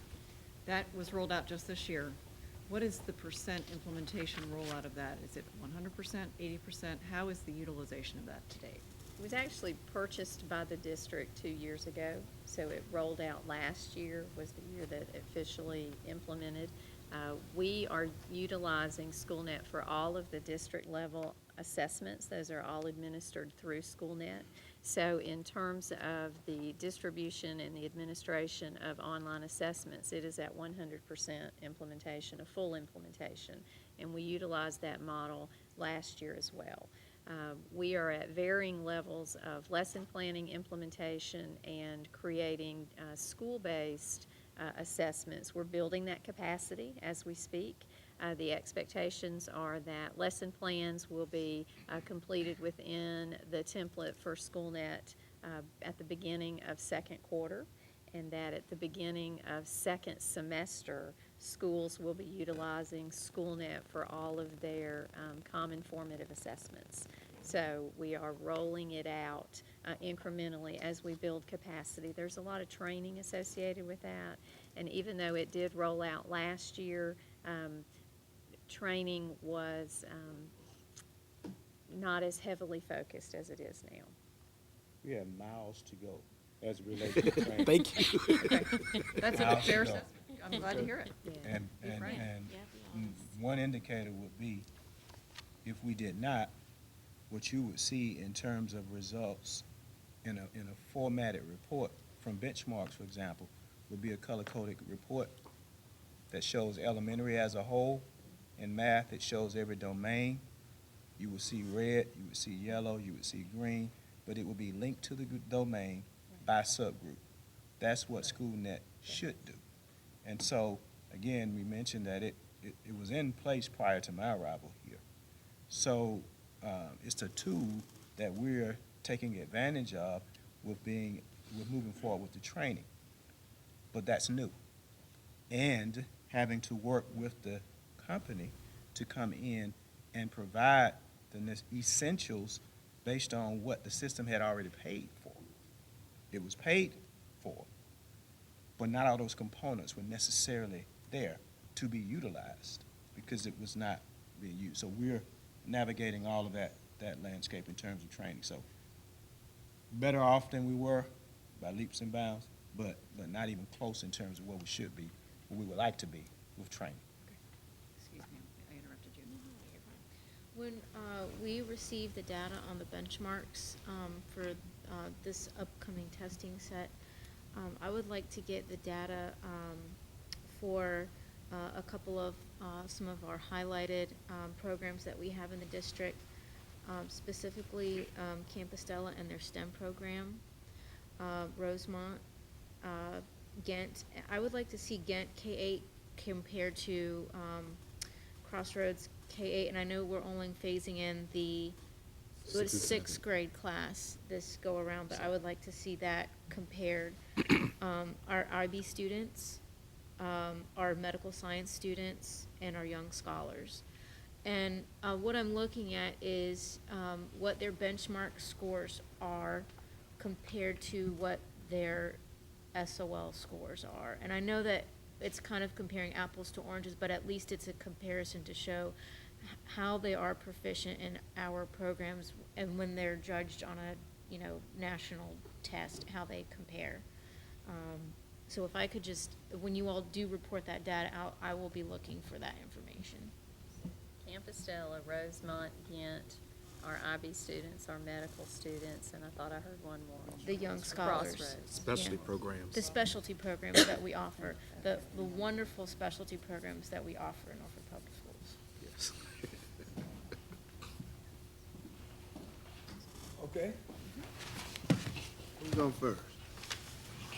We have two staff members that will be coming up to discuss where we are with regard to the strategic plan for operations. They are Andrea Sikora, and while she's coming up to expedite time, I'd like to make you aware that we are taking a real critical look at technology ratios, the number of computers in the building per student. We're going to compare that to what it looks like the day of the assessment. There's a body of research that indicates if students aren't exposed to like kinds of testing environments the day of the test, they may indeed know the information, but if they are not accustomed to clicking and dragging to respond, they may not be able to convey how much they know.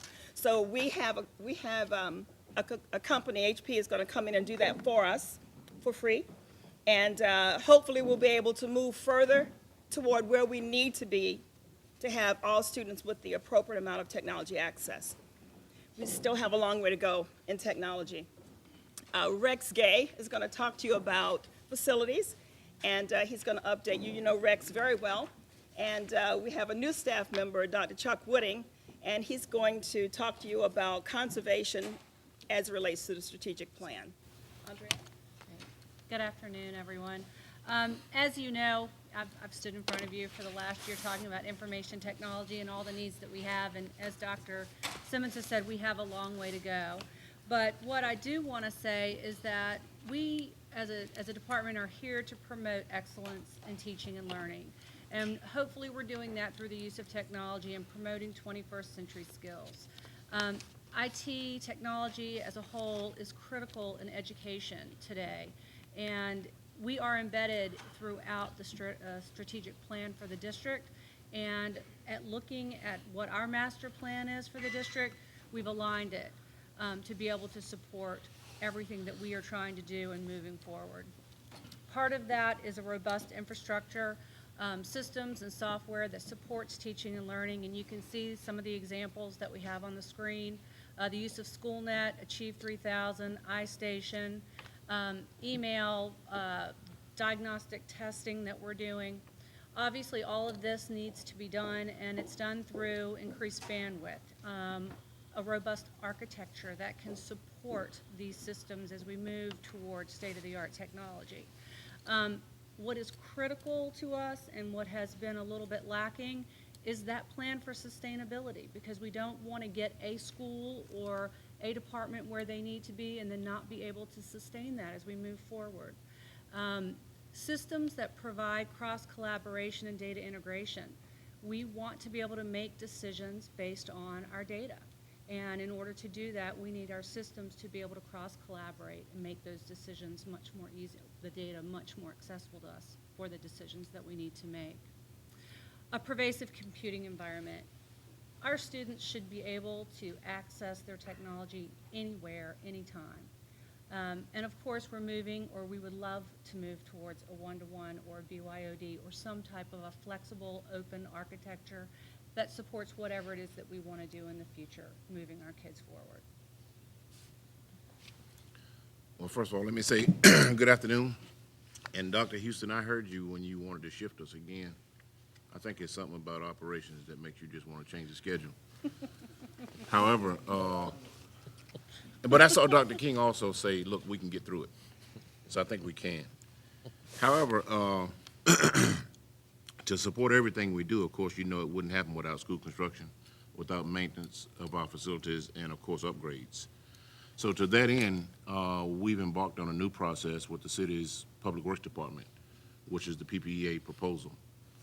And we have RFPs out on the street now. Those proposals are due November 26th. And we hope to probably, that this process may yield a construction of maybe 4 to 5 schools. We won't be able to tell until that process is nearly complete, but at least that's the anticipation. Also, oh, I'm sorry.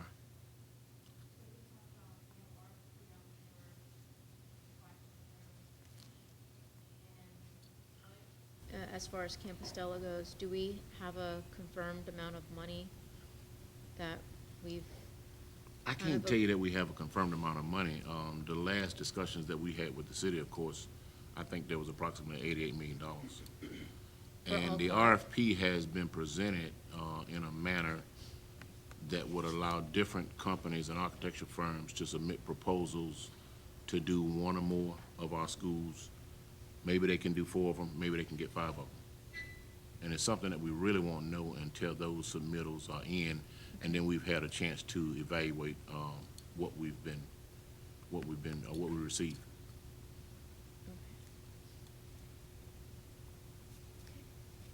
Straight on? Okay.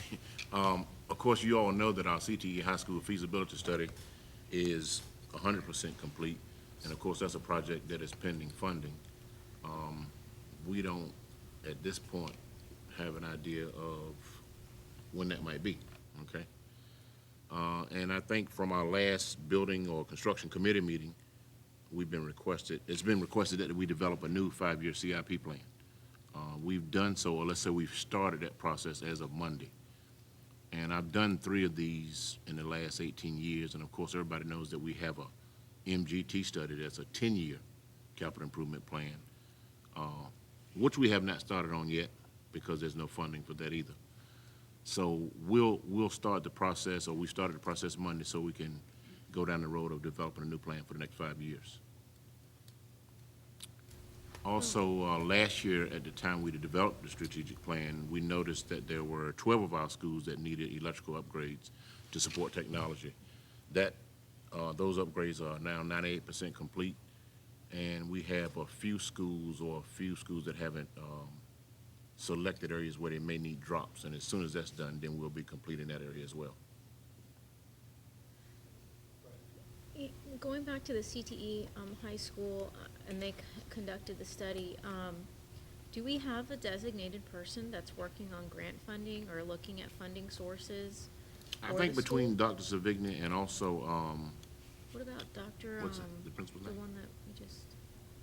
Kenyatta Gokin. Kenyatta, okay, that's who I was trying to think. Right, I think between them and the last information that we have is that they're working on that process. Yeah. Right.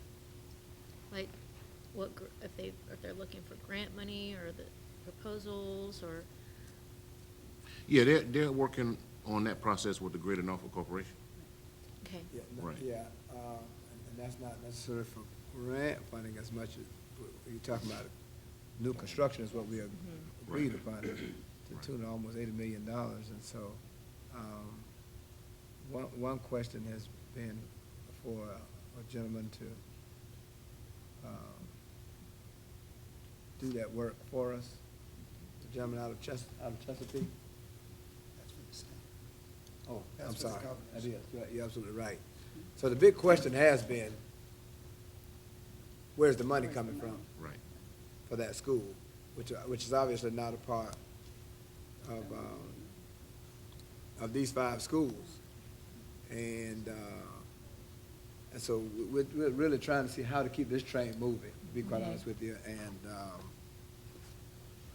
And we're trying to see how we can be the leaders of, certainly the support of Greater Norfolk Corporation is really important, and they are really, really excited about it. But we really got to see how we can continue to stay out in front of this in identifying funding. And last couple of months, there's not been a lot of action there. You know, like when they're doing campaign fundraisers, you have a meter and you're trying to reach that meter. Yeah. We should have one for the CTE high school, and we should constantly be reminding ourselves that, you know, that is not something that we're gonna put at the wayside, because the 5 other schools, that they're a done deal. They need to get done. The CTE high school is a dream that Norfolk is going to be a pinnacle in the state. There are no other programs like this in the entire state. And just because we don't have the funding right now doesn't mean that we should not prioritize it. So I just still want us to see that momentum for the funding continue. And it doesn't have to come to a report to the board. It can just come to us in email format. But just to know that there is still progress being made would be wonderful. Just, if I can give my commercial, since we're talking about the CT High School, the existing Norfolk Technical Center. You know, every time we talk about CT, then I always have to come back and talk about the existing Norfolk Technical Center and the work that they are doing. I am still concerned that we're not giving it all of the support and attention that it needs. Just in terms of code of ethics and full disclosure, I had my 1997 Ford Explorer towed over there yesterday to have the students work on it, but which any individual can do, by the way. Just want you to know that.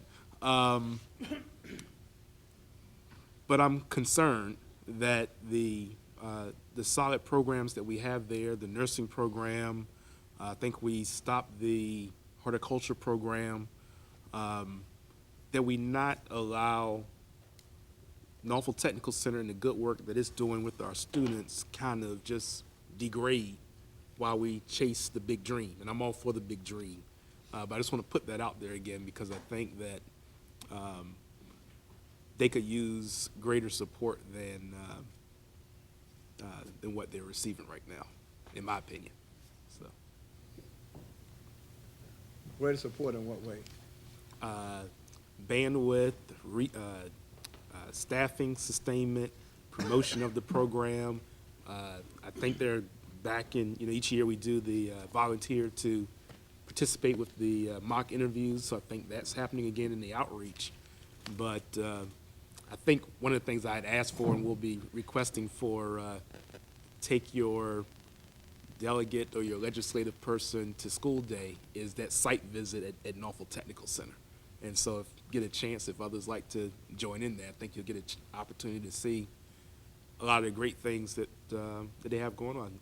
I won't take up too much more time. Even yesterday at the polls, there's a young lady who is a rising senior who is planning to go to the great Hampton University and to be a pharmacy technician. But she did her time at Norfolk Technical Center, and I know other students who went through that pharmacy program at Norfolk Technical Center who are at Hampton right now.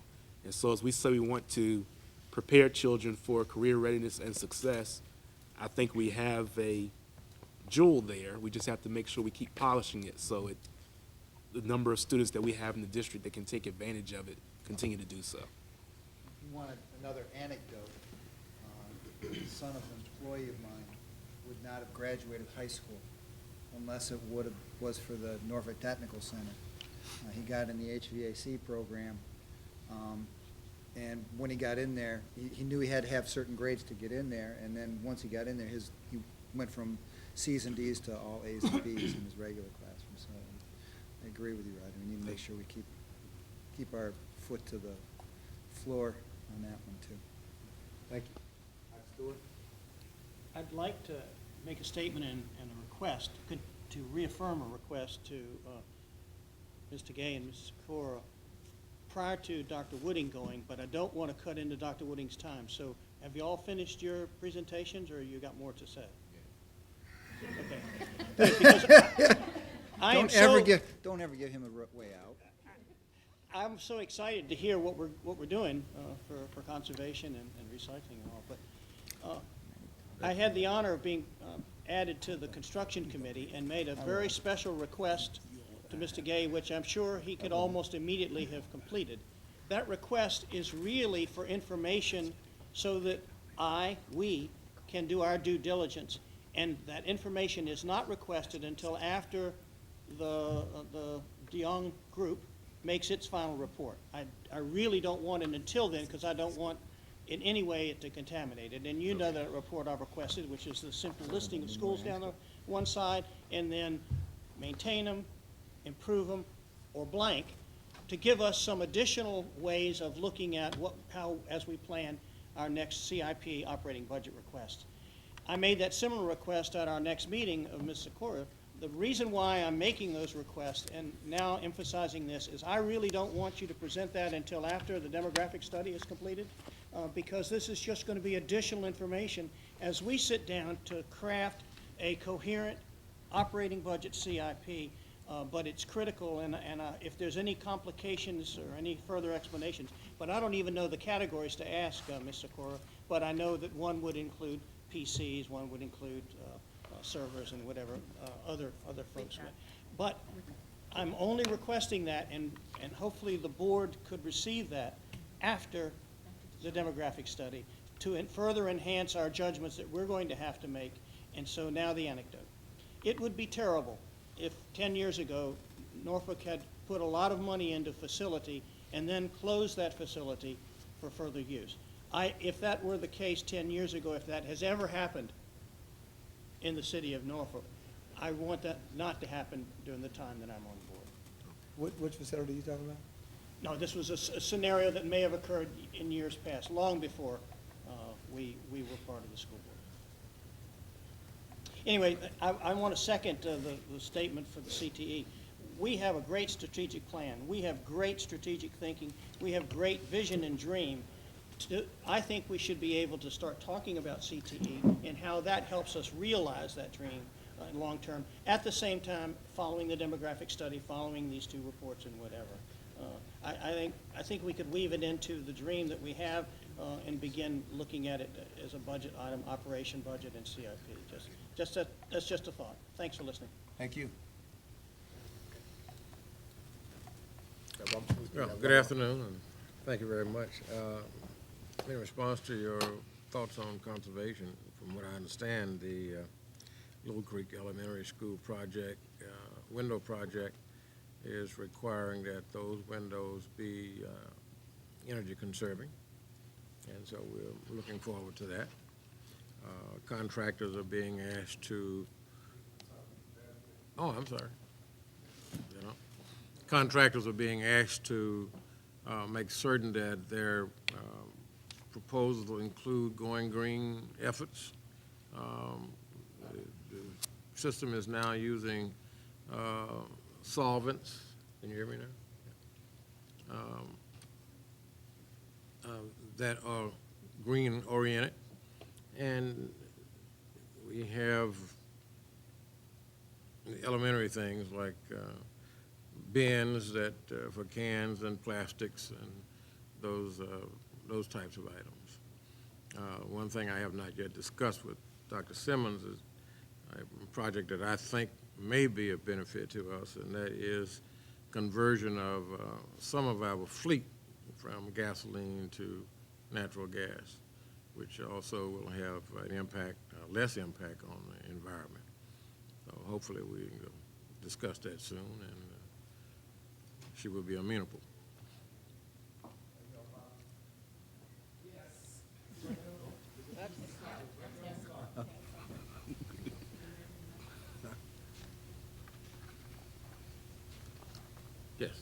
Do each of our school buildings have a dumpster designated for recycling and for regular waste?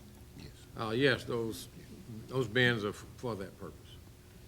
But at the actual schools, each school has like a master bin. garbage disposal trash can thing for recyclables and one for Every school does. okay. Every school does.